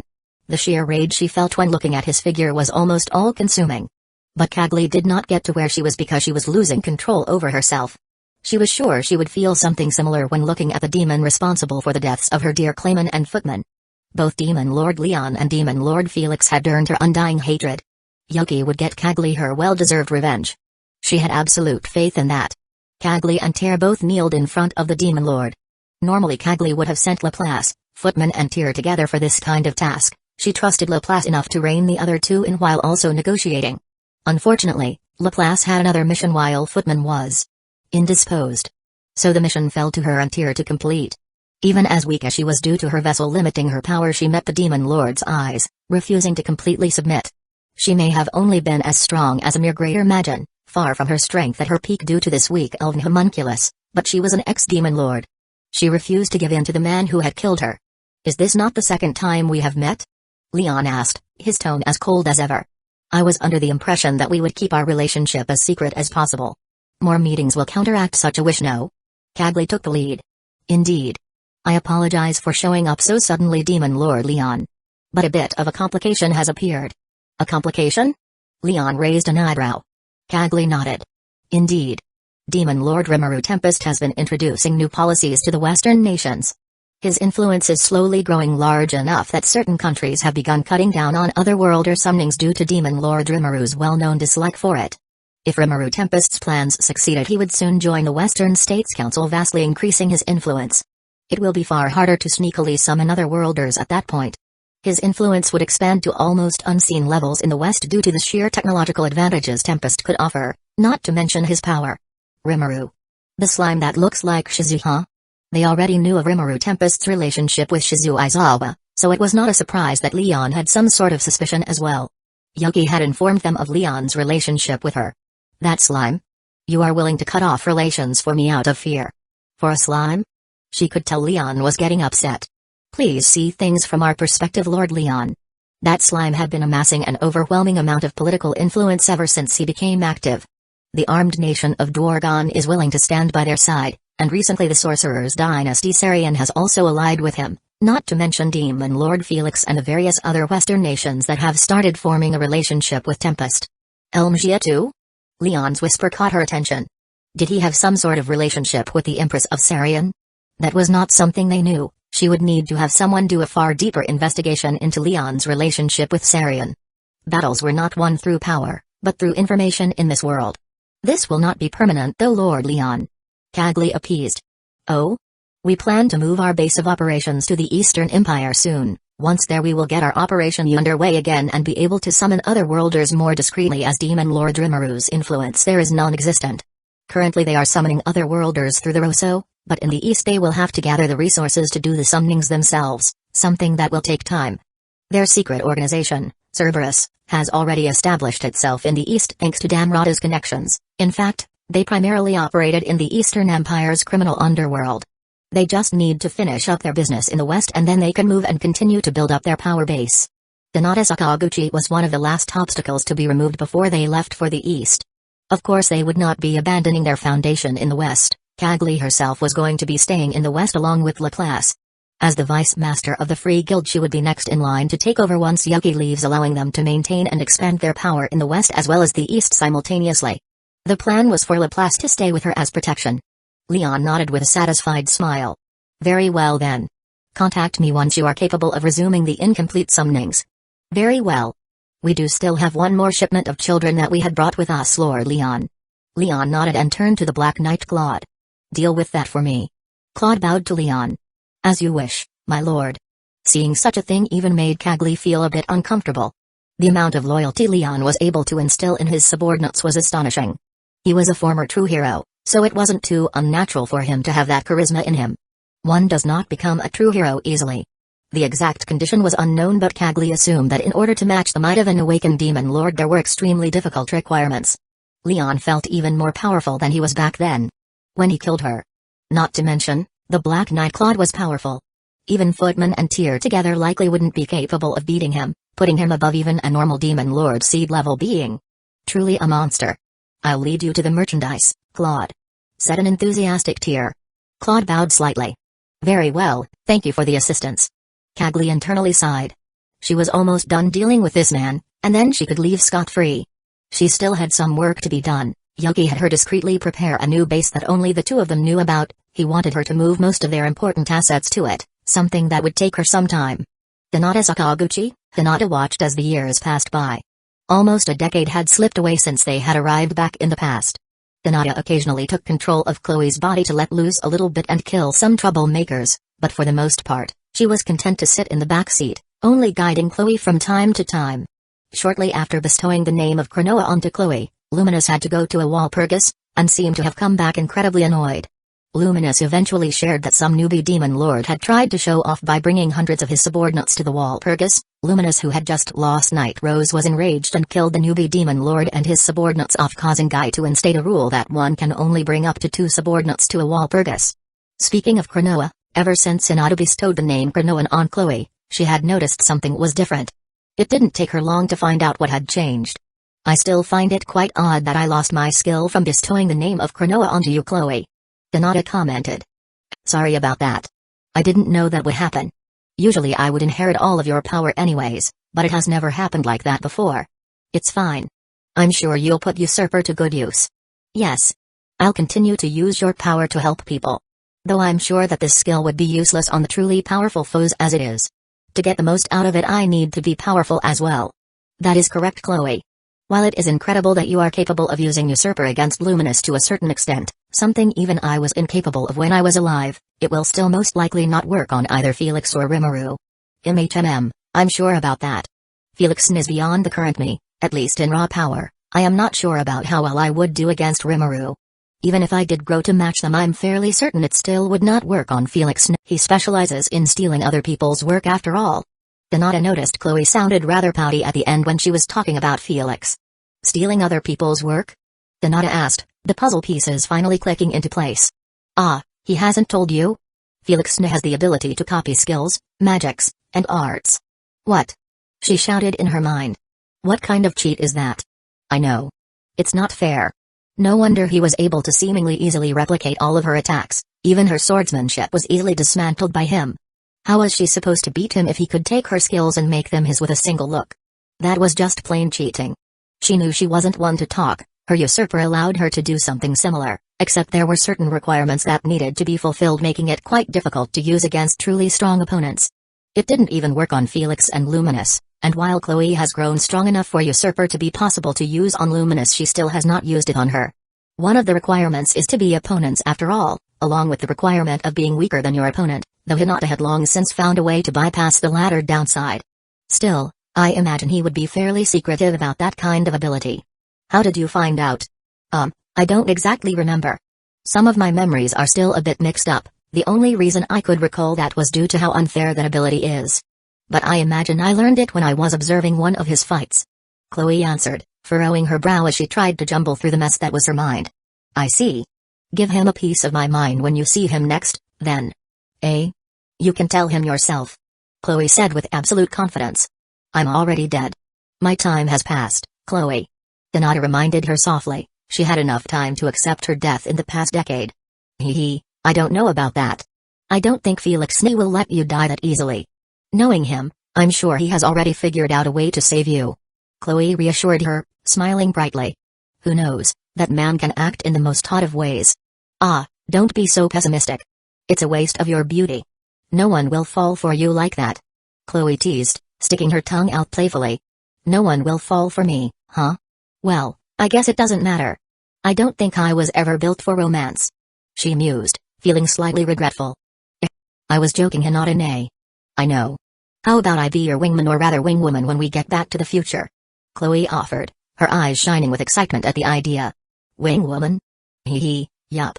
So who are you interested in? Is it the calm and collected General, Benamaru, the sneaky Asazan, Sai, or maybe even the beastly Carrion? Ah, Rimuru is off limits, by the way. Chloe giggled, her imagination running wild as she envisioned playing matchmaker. Her mind drifted to Felix. The saying that distance makes the heart grow fonder does have some truth to it. No, it's fine, Chloe. There is a chance I may not even be with you in the future. Hinata was well aware that the chances of her making it back were very low. Even if Chloe made it back, that did not mean something would not happen to her. Eh? Were you about to say Felix? Whoa. I didn't know that you liked him. Chloe's eyes widened in surprise. Just how oblivious was this girl? Did she not realize what the relationship between her and Felix was back in one of the previous timelines? She practically admitted that they were lovers? Was Chloe this hyper-focused on Rimuru? Hinata did not think that was healthy at all. I see. Don't worry, Hinata. Nay. I promised that I will be the best wingwoman ever. Felix and Hinata would look good together. Yes. I am now personally invested in this project. Was Chloe always like this? Fine, whatever you say. Hinata said, partially to get her to shut up, And a hidden part of her deep within that Hinata would never admit to having was hoping for Chloe to be successful. Enough talking now. You have a monster to slay. Yes. Nay, I want to teach you something new. Something new? Yup. It's an art that Felix taught me in another timeline, one that I think he came up with. An art that Felix came up with? Yup. I imagine even the current timelines Felix could perform it with relative ease. This was an art that Felix made before he became an awakened demon lord, so he probably doesn't even have a reason to create it in this timeline, or else I'm sure he would have already taught you it. He taught it to the other you after all. Hinata was quite curious about this art Felix created, and slightly envious of her other self. Could she perhaps wish Felix to create art for her? Perhaps that was why she was feeling envious of another version of herself. She had been examining these odd feelings she had found within herself. She found it helped her make sense of them. Very well then, I am listening. This is a really powerful art, you know. Chloe grinned. I imagine it is. Felix doesn't create anything mediocre. Ah. Is that pride in your voice? So I was right about you liking Felix. Chloe teased, her eyes gleaming with mischief. Shut up, just teach me. Hinata shouted, feeling slightly embarrassed. I was right. Chloe sang, doing a little victory dance. Hinata internally sighed. Chloe could be incredibly smug and annoying at times. Still, she could tell that over time Chloe was opening up to her more as well as acting more like she did when she was in her child form. It seems even Chloe was beginning to feel hope that her cycle would soon end. Once Chloe was done with her victory dance, she finally began explaining things. The art I am going to teach you is Distortion Field, an art that Felix created when he was looking to create an impenetrable defense. He failed in that endeavor, but he did still create an incredibly powerful art. An impenetrable defense, huh? She mused. It is incredibly difficult to learn, and it requires a high level of proficiency in spatial manipulation. I was never all that talented at spatial manipulation. Really? Then why do I sense Felix's blessing on you? It drastically increases one's affinity with space-time. What? The only being she recalled that Felix had blessed was her elemental of space, ether, but as far as she knows, she lost the contract with him when coming to the past. Perhaps the blessing transferred from ether onto you. Blessings generally follow the will of the person providing the blessing. He likely blessed ether with the intention of giving you a better protection, since ether failed in that the blessing transferred itself over to you. Hinata did not know how to react to that. She did feel a sudden burst of affection for Felix bloom in her chest, but she quickly pushed it away. Felix blessed ether to protect me? That's obvious, isn't it? I've learned over time that divine beings do not hand over their blessings lightly. I see. Thank you for informing me of that, Chloe. No problem. Do you think it is possible for me to learn this art with the help of the blessing? Yup. It should be possible. Chloe answered with a confident nod. Very well then, I am willing to learn. Alright. Distortion Field envelops the user's body in a spatial distortion by severing the space around them. This practically nullifies all kinds of attacks, even attacks that affect space-time. Physical phenomena will have an incredibly hard time bypassing it, and emission-type attacks will practically evaporate on contact. That's super broken, right? Chloe grinned. Felix nearly outdid himself with this. I don't even think I could create something like this from scratch as I am now. Even Felix, before he was awakened, was a monster, huh? To create something like this. If he offered this to any nation in the West, he would be made a noble immediately, no matter his status as a demon. They may even make an exception and directly make him a duke, a rank usually only reserved for relatives of the royal family. This art sort of reminded her about that odd spatial distortion that was always present around Felix. He seemed to be able to control it as he wished, but as long as he willed it, nothing could directly touch him. Perhaps he used that as inspiration? It isn't unbeatable, though. Spiritron-based attacks can still bypass Distortion Field. Attacks against your mind and spirit also won't be blocked. It is still an incredibly powerful technique. Hinata acknowledged. Yup. So listen closely while I teach you, Kay? Yes, Chloe, I am listening. Chloe was really milking teaching her something for once. The brat. Hinata casually deflected the Majin's strike in front of her. She was currently outfitted in her full armor and the anti-magic mask. Her blade was already ready to strike down her foe. You wished to become a demon lord? You announced yourself to the world as a demon lord when you are this weak? Her words, filled with mockery, only made the Majin angrier. Her mocking words had a hint of truth to them. This Majin was barely at the demon lord seed level, an opponent she could have easily beaten even before she died. A mere demon lord seed stood no chance against a saint unless they had god-grade equipment or something of similar power. And even then, They would need an appropriate amount of skill to wield such high-tier equipment. Not to mention there is a chance for the equipment to reject the wielder. Safe to say, this Majin stood no chance. Hinata had already defeated and killed all of this Majin's subordinates. She was not impressed. When compared to the subordinates of individuals like Felix and Rimuru, she found this Majin's subordinates to be lacking. Perhaps her vision had been skewed slightly due to those two. Most demon lords do not have as many demon lord class subordinates as those two do, not to mention those primordials. But even when compared to Luminous, this Majin was a lacking. Luminous still had Roy and Louis, after all, each at the higher end of the demon lord seed class, and once Roy's power was transferred to Louis, Louis shot up to the awakened demon lord class. Perhaps her standards were a bit too high. Grrr, shut up. I'll show you. I'll show you all. Even Guy Crimson will have to bow down before me. The Majin roared. Hinata had to stop herself from laughing at the Majin's delusions. The Lord of Darkness, Guy Crimson? This man wanted to overthrow that Guy Crimson? The only being to have received a catastrophe class ranking other than the true dragons? One of the strongest demons in existence with an uncountable number of years under his belt? One of the few beings Felix was not sure he could beat? Felix had once said one needed literal universe-shattering power to have a shot at Guy Crimson. This Majin would never make it that far. Ah, the novelty of this has worn off.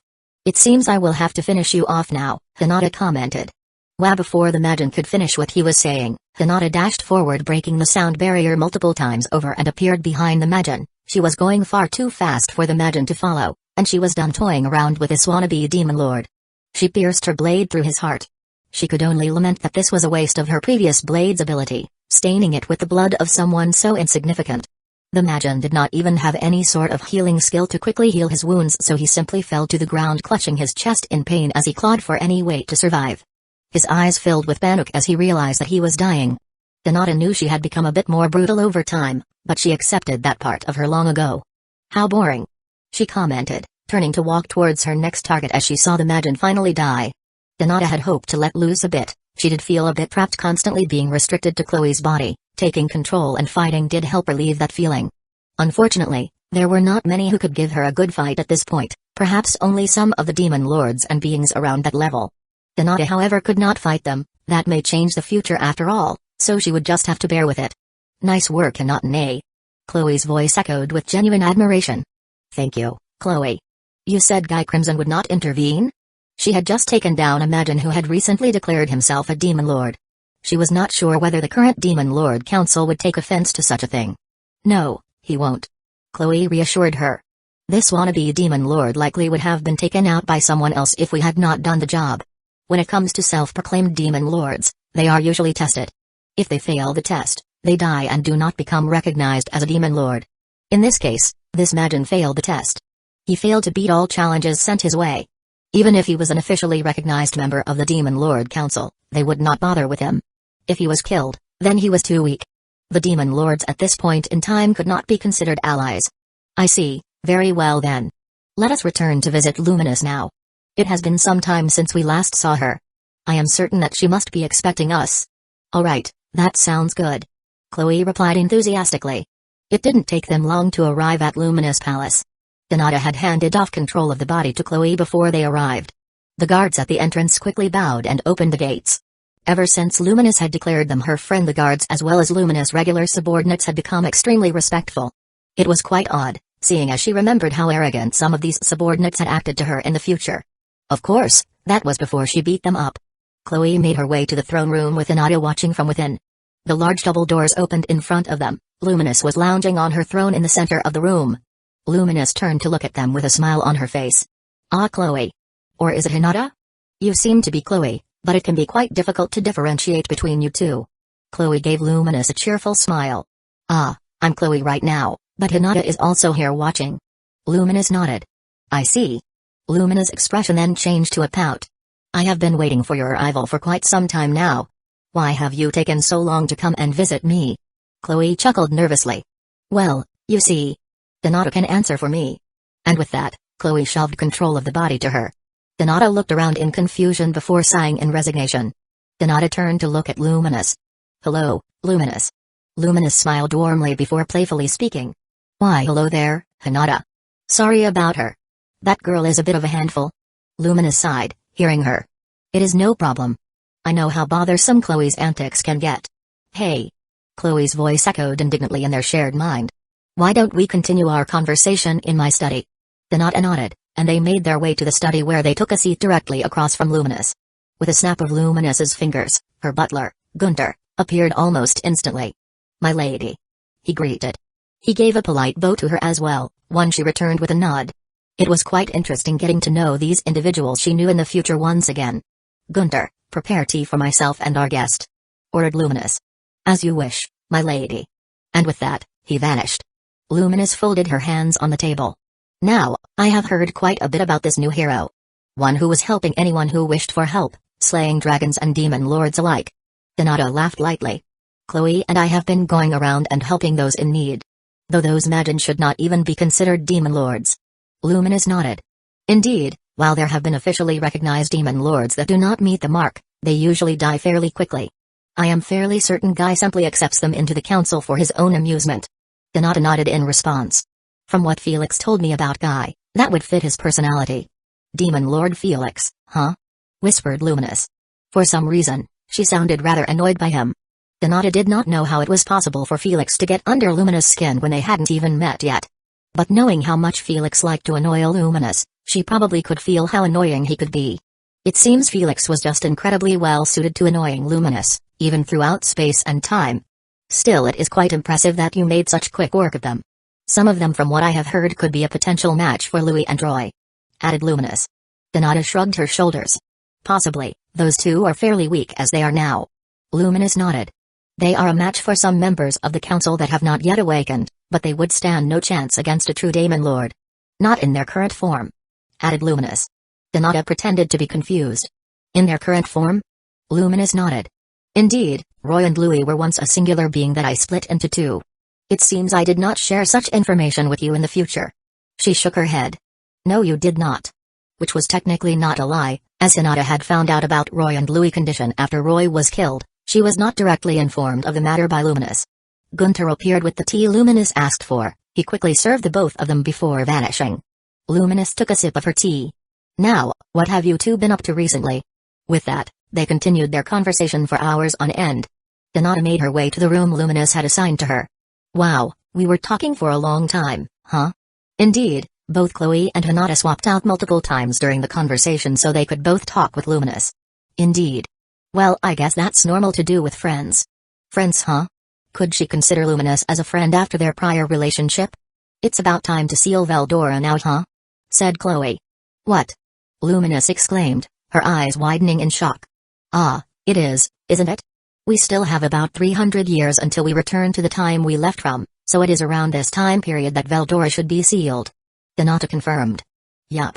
What do you mean seal Veldora? Luminous demanded, her voice laced with concern. Ah, it is something we must do to maintain the timeline. I have already gained the sufficient skills necessary for the task. Chloe declared confidently. Indeed, Chloe with her help had managed to gain some skills that would prove to be a key part in taking down Veldora, such as the unique skill, Absolute End. With Absolute End, it was possible to harm a target through severing space itself. Such an attack was both a magical and physical phenomena. It should theoretically be possible to harm a true dragon such as Veldora using it. Donata had also managed to become proficient in distortion over the years. It was a very difficult art to use, in fact, it took her over a decade to learn it properly and then decades to truly master it. Both Chloe and her now new distortion field and were capable of using it in the midst of combat.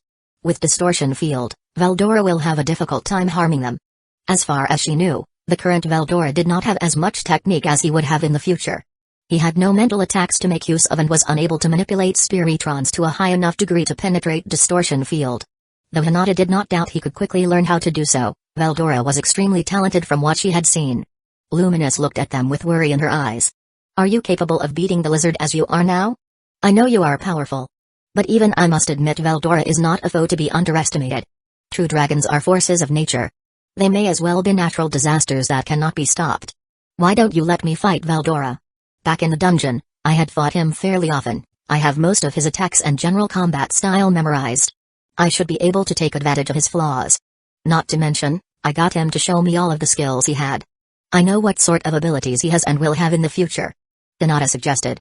In fact, Veldora should be weaker than he is in the future. In the future he learned to control his power, At this point he is just an idiotic berserker.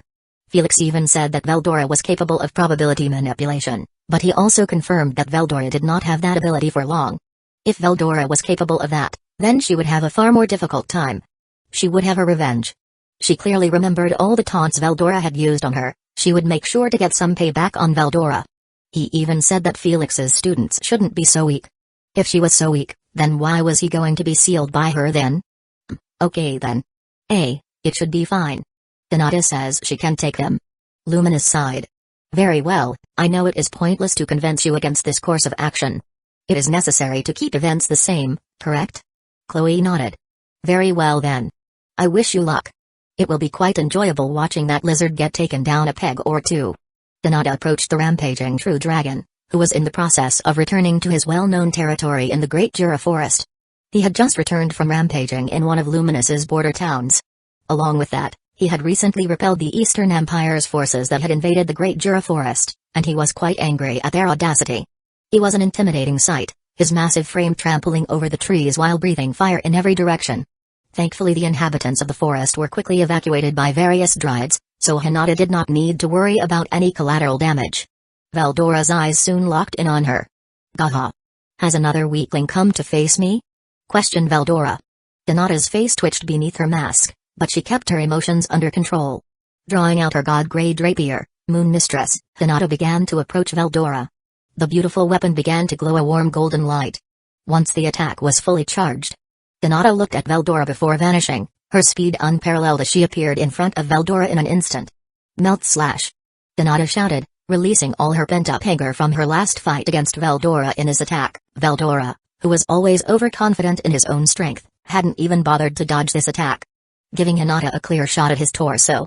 The rapier coated in pure rampaging spiritrons focused in one single spot, piercing him directly through the torso and leaving a massive wound that continued to rampage even as Hinata jumped back to prepare for her next attack. Glah-ah! Veldora shouted in pure shock as he felt the pain begin to eat away at him. Hinata took pleasure in Veldora's suffering. This beating was a long time coming. However, the downside of Melt Slash quickly became apparent as Veldora began gathering a massive amount of magicules in his mouth. Melt Slash could only do a significant amount of damage if her Melt Slash completely consumed the target. Against larger targets it was impossible to consume the entire target with her Melt Slash, making it so that she only severely wounded them rather than erased them. It didn't take long for a massive torrent of fire to make its way towards her. Hinata casually walked towards the fire, trusting Felix's technique, Distortion Field, to deal with Veldora's fire breath.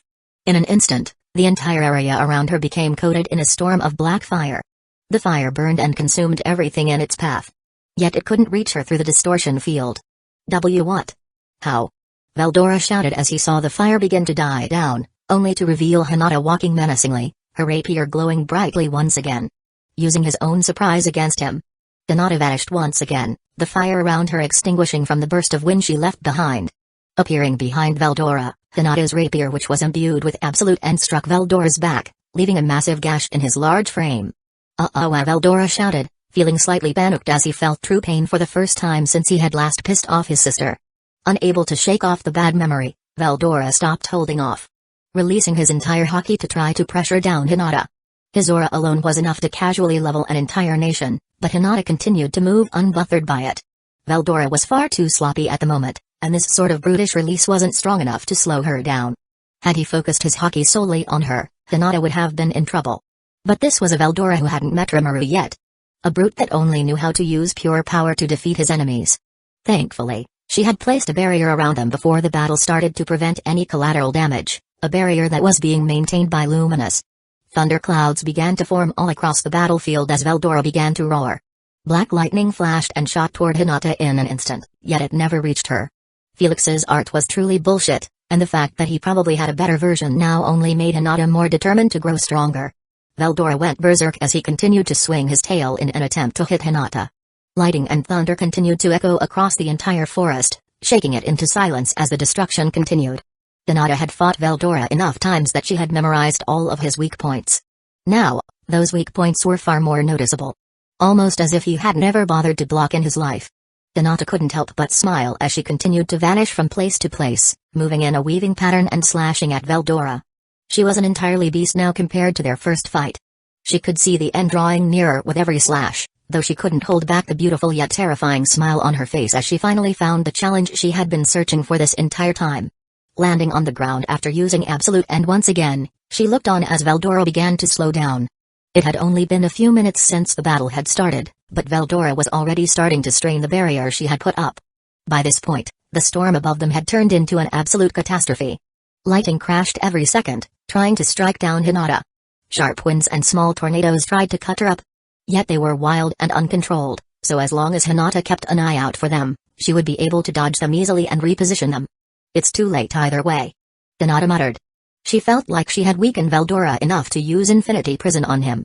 Looking at the wild storm dragon thrashing about trying to hit her, Hinata raised her rapier, taking a deep breath as she channeled a large portion of her magicules into this final attack. As countless magicules began to charge on Veldora's mouth, Hinata pounced for the last time.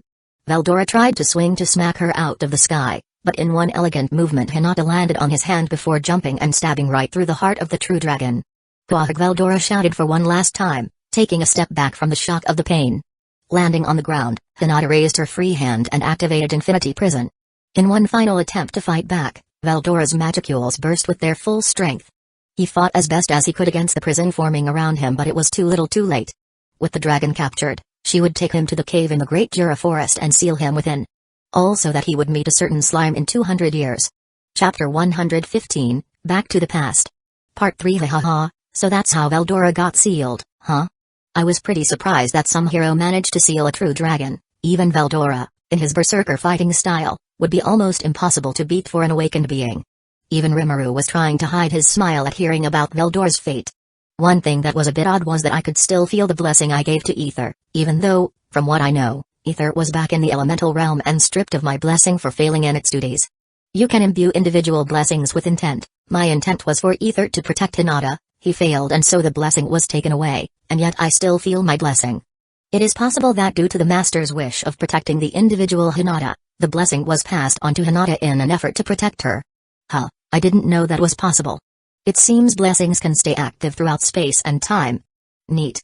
It seems Hinata has made a significant amount of progress since I last saw her. Taking out self-proclaimed demon lords, saving villages and towns. She was playing as a bona fide heroine alongside Chloe. She even became friends with Luminous, a demon lord. Hinata really is having her very own Isekai adventure. Wait, does this mean Hinata is older than me? No. Impossible. This can't be. I was distracted from my realization by Luminous. Indeed, it was quite enjoyable watching that lizard be shown his place. That is one of my fondest memories. His screams of pain were delightful, said Luminous with a fond smile. Well, alright then. Man, she really never will get along with Veldora, huh?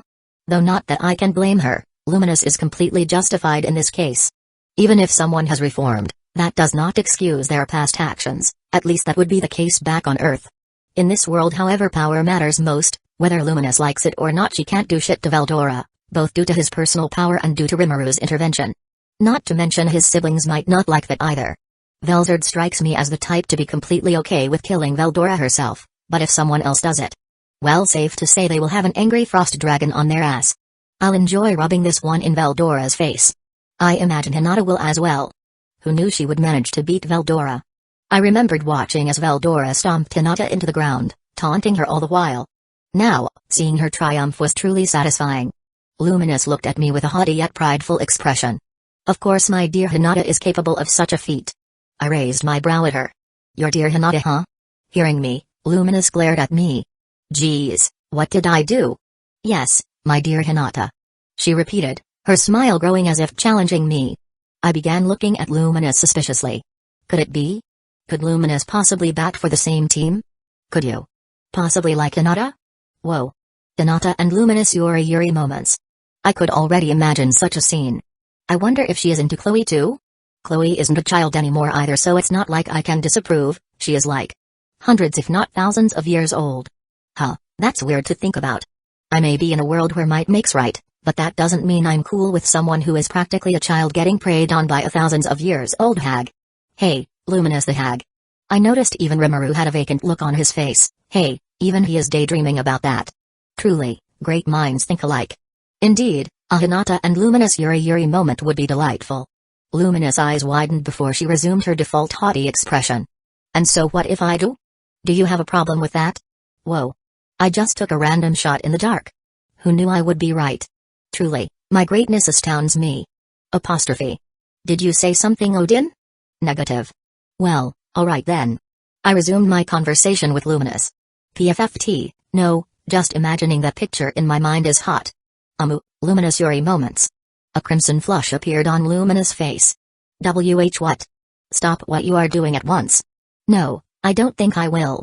I said with a smirk on my face before my expression became more serious. Though do know, Hinata is my precious student. Should I find out if this pursuit of yours was not consensual on Hinata's part, I will erase you from existence. I said with a cheerful smile on my face. I doubt consent is something the truly powerful of this world really care all that much about. If nobles can casually grab peasants off the streets and do what they want with them in most kingdoms, then I imagine those with true power can and will do something similar should they have the desire for it. Though I doubt Luminous was capable of forcing either Hinata or Chloe to do anything. If they are capable of sealing Veldora, then they are capable of dispatching Luminous. Luminous' face paled slightly. No. That is not the case. Hinata has not seen fit to return my affections. I tilted my head curiously. Really? She wasn't interested in a hot piece of ass like you? Guess she doesn't bat for the other team then, huh? Unlucky. I shrugged my shoulders. Oh well, her loss. Hot piece of ass? I rolled my eyes at her. Yes, have you seen yourself? I gave Luminous a blatant once-over. Luminous might not be super busty, but she was definitely attractive. Her sleek slender body definitely pushed some buttons for me. Her heterochromia eyes also had a charm of their own, not to mention she is basically a goth. Everyone loves a goth. I noticed Luminous' blush had returned tenfold.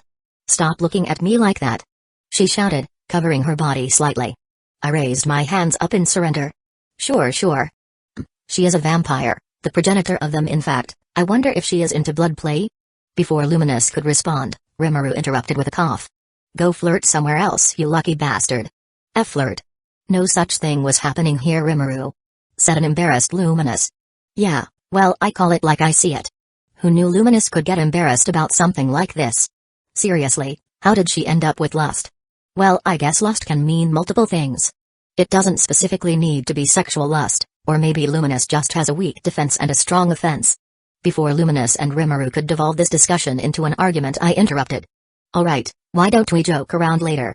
Come on, Luminous, tell us what happened next. You've got me hooked on this story. I could totally make a manga out of this. Luminous quickly regained control of herself and nodded, though not before sending a glare Rimuru's way, one he casually ignored. Look at that, they are friends.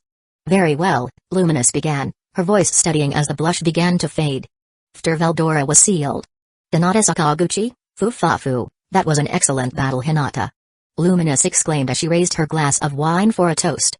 They were currently in Luminous' dining hall. It was just her and Luminous present along with Chloe, who was watching from inside her. Hinata rolled her eyes. Yes, I am sure you are extremely happy about your mortal enemy's current situation.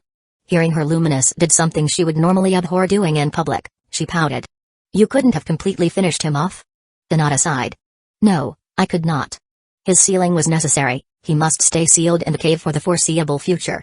Luminous took a sip of her wine before she sighed exaggeratedly. Fine. At the very least he got some pain dealt to him. Perhaps he will be careful of where he goes on his pointless rampages from now on. Hinata thought it was truly odd how different Luminous acted with her current self when compared to her past self. This Luminous was far more friendly, whereas she treated Hinata far differently originally. Luminous truly had her younger self fooled. She never would have expected their relationship to be that of friends. At the very least she could rest assured that Luminous would be capable of keeping their true friendship a secret from her younger self. Her younger self was always examining Luminous, looking for weaknesses, for any sign that the Demon Lord needed to be put down. She wondered what her younger self would think of their relationship now. I did have a question though, Luminous said, breaking her out of her thoughts. Hinata looked at Luminous curiously. Oh? What kind of question? Where did you learn that new art of yours? Asked Luminous. From what I saw, it was incredibly powerful, even capable of easily dealing with that lizard's fire breath. Normally a casual fire breath from Veldora would wipe out a city, let alone what he had used on you. Hinata nodded. Ah, you must be talking about Distortion Field. Luminous tilted her head. Distortion Field? She nodded. Yes, it is an art that Chloe taught to me, and was taught to her by Felix. It is basically a foolproof defense against the majority of attacks. Only extremely high-level attacks have a chance of breaking through it. I see. That sounds powerful. In fact, I have not heard of anything like it before. Would you mind teaching me it? What do you think, Chloe? Will that change anything? It should be fine. I don't see any real chance for Luminous to put distortion field to use until after we have already returned to when we left from. Indeed, that was what I was thinking as well. I remember Luminous telling me that she hadn't been in any sort of battle ever since she fought Veldora when he destroyed Night Rose. Very well then. Though from what I know you may not be capable of learning it, it requires an extremely high spatial affinity. Even I was incapable of learning it without Felix's blessing. Luminous looked at her haughtily. Very well, we will find out if I have the affinity some other time. For now we drink. Their food was soon presented before them, each dish made by Luminous' most elite chefs. Donata took a bite and found herself comparing the taste and texture to the food that was served at Tempest and found it lacking. The fact that Rimuru had been able to perfectly recreate all of her favorite food on a whim was ridiculous. Putting aside any slime wizardry, this was more than sufficient. Luminous and Hinata both continued their small talk before Hinata decided to ask a question that had been on her mind for some time. Luminous, who are your parents?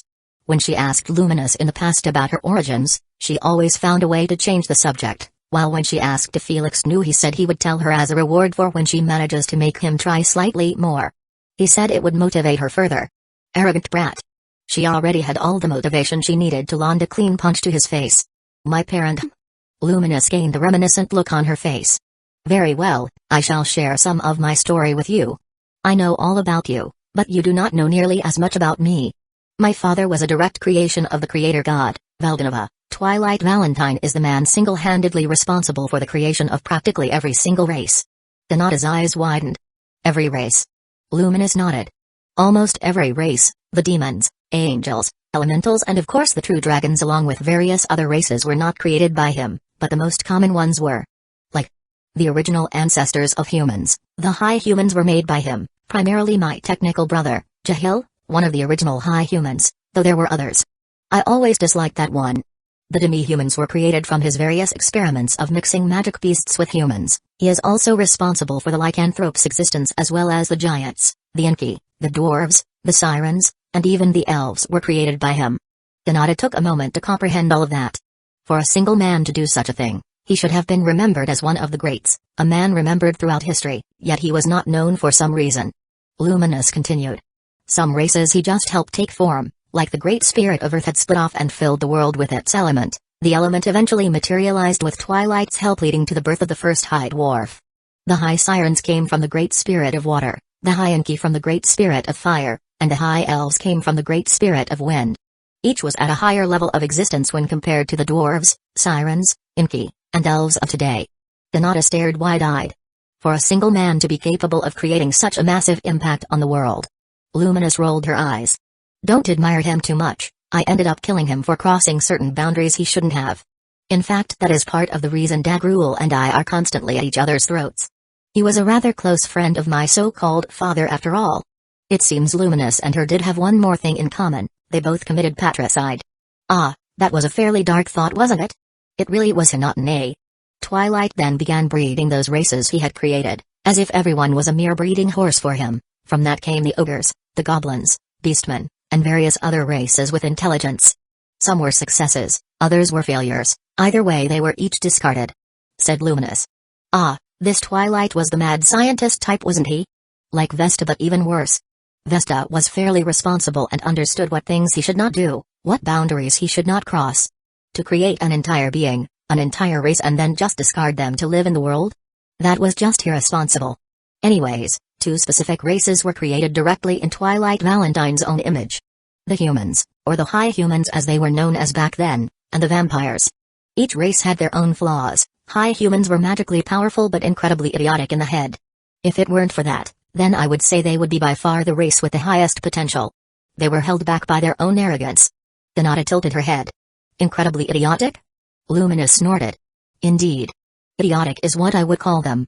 Who else would summon a primordial and expect to be able to completely dominate them, and expect them to be completely subservient? Donata's eyes widened. A primordial? She only knew of 3 primordials that were around in this day and age. Guy Crimson and his 2 maids. The rest would remain in the demon realm for the most part, until they would be summoned by their future masters. A bad feeling started to circulate throughout her body. After all, only a single primordial fit the description. Luminous smirked. Indeed, a primordial, Guy Crimson was summoned by my idiotic brother in his attempt to defeat a rival nation. Of course, every demon has a price for their services. In Guy's case, he destroyed both his summoner's nation as well as the enemy's nation, completely eradicating the two kingdoms and awakening into a true demon lord in the process. He even incarnated his two maids in the process. Donata did not know what to say to that. Was the ancestor of humanity so idiotic? It painted a bad picture for the rest of humanity. I see.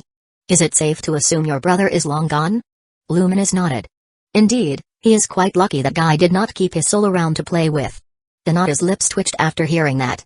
Some demons did keep certain souls around to torture for eternity. As far as she knew, Felix had yet to do such a thing, but she also knew that his three primordials subordinates had done such a thing on countless occasions. Primordials were not known to be merciful beings to their enemies. She had heard about what Arcuaid had done to her enemies, what the result of the Lakeshore Dyed Scarlet incident was. Then moving on to vampires, as you know, the standard vampires also have two critical weaknesses. Vampires are magically powerful, possess a powerful body, nigh immortality, and are not complete idiots. Not to mention the many intrinsic skills they are born with. Indeed, most higher-level vampires had a multitude of intrinsic skills. Blood rays which allowed them to bring back the dead as an undead. Charm allowing them to hypnotize others, coercion which allowed them to evoke pressure with their voice. Paralyze, self-regeneration, and steal strength all helped increase their base strength. And even then they could transform their physical bodies and travel through shadows. The vampires were feared for a reason. Without taking account their weakness, vampires were by far the most powerful race. At the very least their weak members were far more powerful than the weak members of other races on average. And when it comes to war, foot soldiers mattered an incredible amount. At the very least they mattered until someone truly strong took action. Numbers meant nothing to the truly strong after all. She imagined that if the Dwarven King Gazelle ever took action against an enemy nation, he would be able to make quick work of them. Even as an incomplete saint he was a monster. There is a reason an army of over 30,000 Magan was casually wiped out by Felix, a reason a force of over 10,000 was wiped out by Rimuru, both done with casual ease, and both did so before awakening as demon lords. Even using Guy Crimson as an example, he single-handedly wiped out a nation the progenitors of humanity were having trouble with. And that was before awakening. Luminous continued. If it weren't for the inherent weakness of vampires they would likely be considered the most powerful race, but the weakness to sunlight ensures that no vampire is truly unbeatable, as well as their need for human blood. As it is, not many vampires have overcome those limits, though those that have had evolved into beings that are capable of taking on even the strongest of humanity, saints. Indeed, there were a few vampires that were somewhat capable, but were limited by their weaknesses. But once they got past that weakness they were a fearsome opponent for most. Anyways, humans were chosen as the ideal race and various worlds were then populated with them upon Veldenova's decree. Finished Luminous. I see. Are any of your siblings still alive then? She hadn't heard about the dwarven ancestor, Garan Dwargo, the ancestor of the incomplete Saint Gazelle, the dwarven king of her time, so she assumed Garan was long since dead along with most of his fellow true ancestors. Luminous nodded. Some of them are, like Sylvia, or rather as she goes by now Sylvia Elru, the mother of the current Elven Empress. We have even kept in touch over the years. She is by far the easiest to get along out of all of Twilight's creations. She prefers to tinker in her lab above all else. Donata tilted her head. Sylvia Elru? She had heard vague mentions of her from Luminous in the past. Luminous nodded. Indeed, Sylvia Elru is an incredibly powerful woman with immense magical knowledge. She was even the beloved of a previous true hero who had perished, the elven hero, Sarian. I see. She had a lot to think about now. She was well versed in history, but there were still some things she did not know. Luminous did not often share some of the more secret things and Felix only occasionally satisfied her curiosity. Then there is also Basara, one of the true ancestors of the giants, though I would rather not speak of him. Donata nodded. Who is the other one? Kisara, the wife of the continent's wrath, Dagrul. Donata's eyes widened. Demon Lord Dagrul has a wife? He used to have a wife. She had passed away due to reasons unknown to me. Responded Luminous. I see. Thank you for sharing. I can do at least that much for my friend. Responded Luminous. Right, to friends. Donata said as she raised her glass. What did you want to talk about, Chloe? Hold on, let's wait for Luminous to arrive. Very well. It didn't take long for Luminous to arrive in her room. You wish to see me, Chloe? Chloe nodded. Yes, there is something I want to talk to you two about. Luminous took a seat on the couch in front of them. Very well, I am listening. Chloe nodded. I will be disappearing soon. What? What? Both Luminous and Hinata yelled at the same time, with her in Chloe's mind and Luminous in the real world. Chloe ignored their surprise and continued on. Soon, Leon Onyai-san will be appearing in this world, alongside my younger self. Luminous nodded. Yes, you have already spoken about your older brother figure, a future true hero and demon lord. I have already promised not to interfere with his rise to power. Chloe nodded. Thanks for that. Hinata and Chloe trusted Luminous enough not to change things for their advantage, so they shared some things that Luminous wouldn't have a personal stake in. Of course, they still have not shared the luminary of the sun's inevitable betrayal, nor will they inform Luminous about it. She would understand their reasons as to why they kept it hidden, if she could let go of them not acting to stop Veldora from destroying her precious palace, Night Rose, then Luminous would definitely not mind them keeping Granville's betrayal hidden. Well, just after I am summoned, as you know, I will immediately be summoned to the future, leaving Leon Onyai-san alone here, which will spark certain events. Hinata knew she was talking about Shizu-sensei's summoning, something that was key to the future. It was thanks to that event that Rimuru would acquire the anti-magic mask and then later pass it on to Chloe, leading them to this situation. Shizu-sensei was also the source of Rimuru's humanoid form as well. Not to mention the impact she had on Rimuru. It is due to Leon Onyai-san and my younger self appearing that I will disappear. For a moment, there will be two of the same exact people in this world, a taboo that the world itself will attempt to correct. A taboo? Asked Luminous. So this was something even Luminous was unaware of? Chloe nodded. Yes. Assuming the multiverse theory was real, then there could possibly be multiple worlds and universes out there, possibly even parallel universes. After all, Hinata knew for a fact that other worlds did exist. After all, she herself came from another world, not to mention the demon realm that Felix spoke about sometimes would also qualify as an entirely different world, same with the elemental realm, the realm the spirits resided in. There could possibly be another version of her out there, that was still living her life back in her previous world, a world where her father did not destroy their family. There could be another version of Felix out there, maybe hundreds of different Felixes. Hinata didn't linger on that thought for long, or she feared for the direction her thoughts would go.